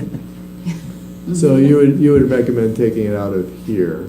Well, because it's not specifically mentioned anywhere else that other people are for it, are Yeah. being rated. Mhm. How about? Or wait, I could, wait, wait. or I could take this one and I could move it down in so it's the same. Well, I think if you just start, can you go back down to the one she's Sure. suggesting striking? If you just start it with, where'd it go? Sorry, I'm going cross-eyed. Right here. Okay, good. If you just start it with certificated support personnel are considered non-classroom teachers for purposes of professional growth and evaluation system, period. The performance of certified support personnel will be evaluated consistent with state law and applicable collective bargaining. Because really that still says we're going to follow the law and what we agreed to, on, but leaves out the confusion. All right, I gotta find it on my copy here. And these are public record, right, as far as all the collective bargaining agreements once approved? Yeah, Can they're posted can on you our include a website. comment that says the collective bargaining agreements can be found on the Pullman Public Schools website or just instructions on how to access them? See if that's on I didn't see it briefly, but I'll admit I. here. Yeah, I'm just seeing if I have it on here. But that's easy enough to do.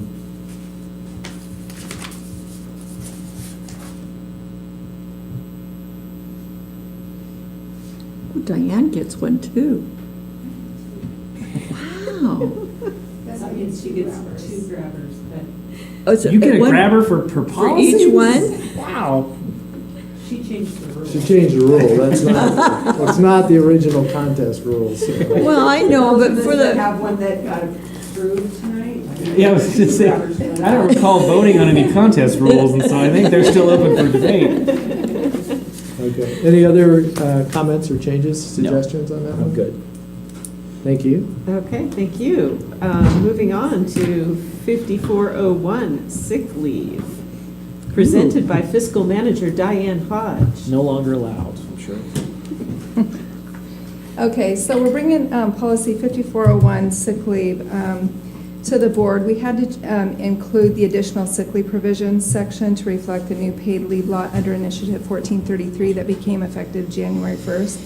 So besides just minor word changes and including RCWs and references, that's the biggest change of this policy.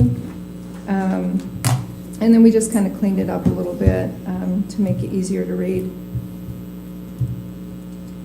But the new sick leave policy only applies to non-exempt employees. So anyone working 40 hours or more with the school district gets 1 hour of credit for every 40 hours worked.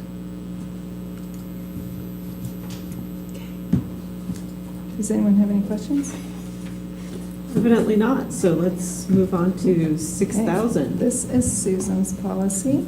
So this is the one that we have brought to you guys before. We've talked about it several times about increasing our minimum fund balance from 6% to 7% to meet 1 month's payroll.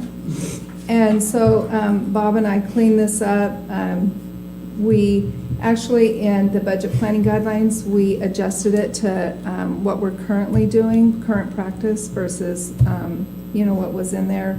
We changed titles of positions, and then we changed the fund balance from 6% to 7%. Does anyone have any questions?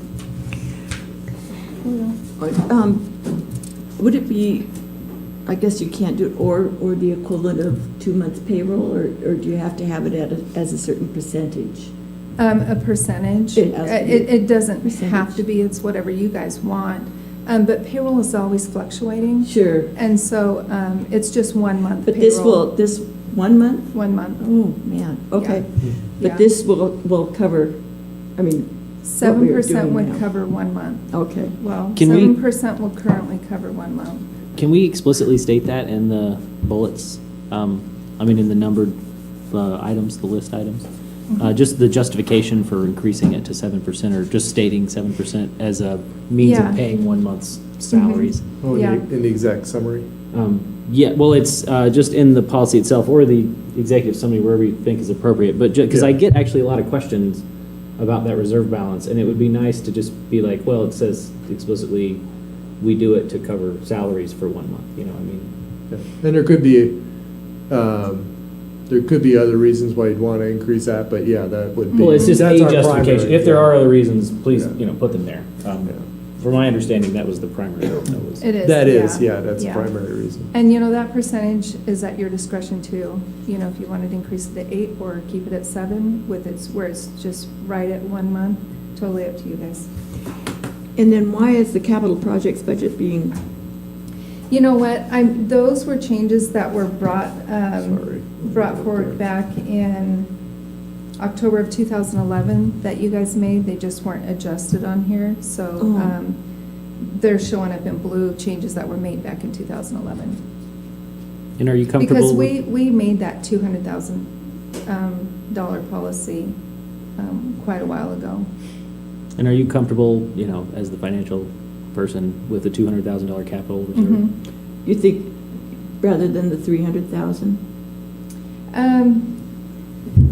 Well, it just seems to me now with the instability of budgeting from, Mhm. thanks to our wonderful state, Mhm. that maybe we You know, it's try and make always- it's- ourselves more secure so that we can operate. And I totally get that.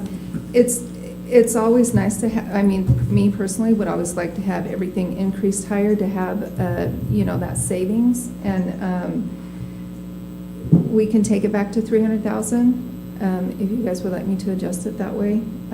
It doesn't hurt, that's for sure.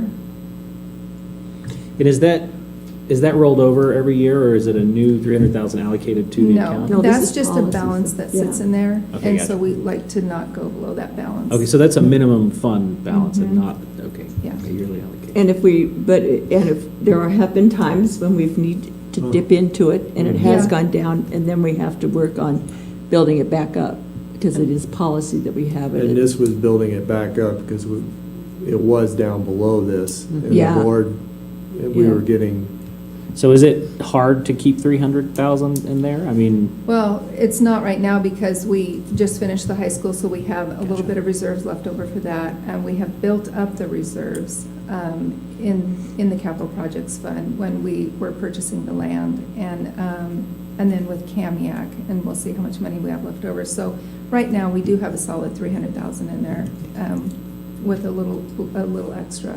What sorts of things have we dipped into use it in it on? Sunnyside roof, Sunnyside roof, concrete. Boilers. the land Cool. that we just purchased. Boilers. Yeah. I mean, it's repairs and. typically your emergency fund if Big you're. ticket items that like need to be taken care of. twice the freezer at LMS, the panel box at LMS twice, The roof. cooler at Franklin. yeah, I think, The gym at Franklin?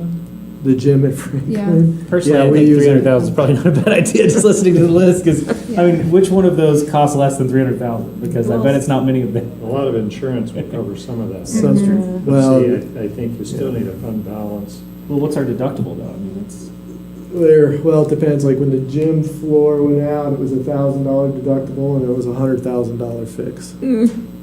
nice. So, but that was because it was an accident, but, if we have equipment that ages out, like a dishwashing machine at LMS, that's gonna cost a lot of money. Yeah. And so the, I would support Susan's recommendation. Okay. for 200, 300. yeah. Yeah, Okay. I mean, I just if we think- need to reevaluate in the future, we can always put Well, and it this is back the down. perfect time to do it, why we're doing it now. Because, If we we have we the money can now. spend below that, but then we just Build have it to back work to up. fill it back up. Mhm. It's just, I've been with the district when it was on the verge of bankruptcy many years ago, and this is more better. Yeah. Well, I'm thinking just like a bus or two needs to be purchased, 200's not gonna cover that, and I don't know if that would even come out of capital. No, we It's do- not, but- it's a It would, TBF. it wouldn't come out of capital, but Yeah. this would be more as things Emergency happen. funds, okay. Emergency funds. Yeah, it's for building. And our properties. schools are, well, not all of them are new. Not all are new, but, we replaced Jefferson's roof. We replaced part of Sunnyside, Right. so, And then the parking lot of Sunnyside and stuff like that. yeah, so and we have gone way below that and had Yep. to rebuild it back up because things finally get to the point where they're not fixable and you've got to do replacements. And so I know like the public pool has an issue for the HVAC. So would that come out of this emergency budget if the HVAC system went out, or would that be another? We don't have Contingency nearly fund. enough in that to cover No, we the. don't. We would need to really increase this baby. Well, I don't want to do that, because then I think the city would be like, oh no, the HVAC's going out, and Pullman Public Schools has money for it. Actually, that's going to be one of our finance committee topics Yeah. real soon and a board discussion about that because we just got some more information from the city on the aquatic center.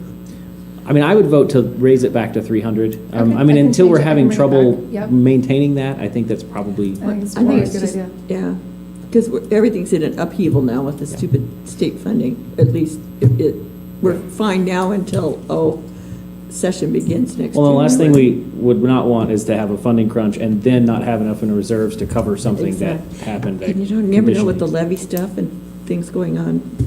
I Yeah, want to. it's especially in today's world, the 300,000 Goes good. you That's could spend ridiculous. Oh, quickly. yeah. Just getting consultants to come And you guys are evaluate. okay with the 7%? Yes. Okay. Yes, Okay. Thank you, Diane. yes. All right. Thank you, thank you. Yes, thank you. And next we have Joe. 6535, student insurance, presented by Executive Director of Operations. Joe Thornton. Yeah, These are, 6535 is related to student insurance, and the changes here are recommended by WASDA. The three main changes is it takes the language from will offer to may offer. It allows districts to offer multiple sources of insurance, and then it allows for an agent that's outside the state of Washington, as long as they're licensed to conduct business in Washington. And we currently this year have 7 students accessing the optional student insurance. So it's not a big thing, but it's an important thing to offer. Yeah. Questions? Is it offered, I mean, is everyone pretty aware that it exists? I mean, it's not something that Yep. is kind of the hidden project. No, yep, yes, they are. And are there assistants with filling out the forms and dealing with the application process as well? Yes, yep. And it's online. It's something that happened a couple of years ago with this company. The company we have been working with, it's available online as well. Oh, cool. So, thank you. All right. Thank you. Thank you. Thank you, Joe. There are several informational items on the agenda tonight that we will not discuss. We have, under procedures, the one Roberta mentioned, 2108, being deleted, and there was a language for a citizen advisory committees and task forces, which it seems like we already use some of those people, like the boundary committee would fall under that, so good to keep that up to date. And so if there are no objections, we will now move into an executive or closed session for the purpose of discussing negotiations. How long will that last? 10 minutes. Okay, 10 minutes. So we will then, no action will be taken, and we will adjourn the meeting at about 9:10 or 10 minutes after the room clears. All right. Yay.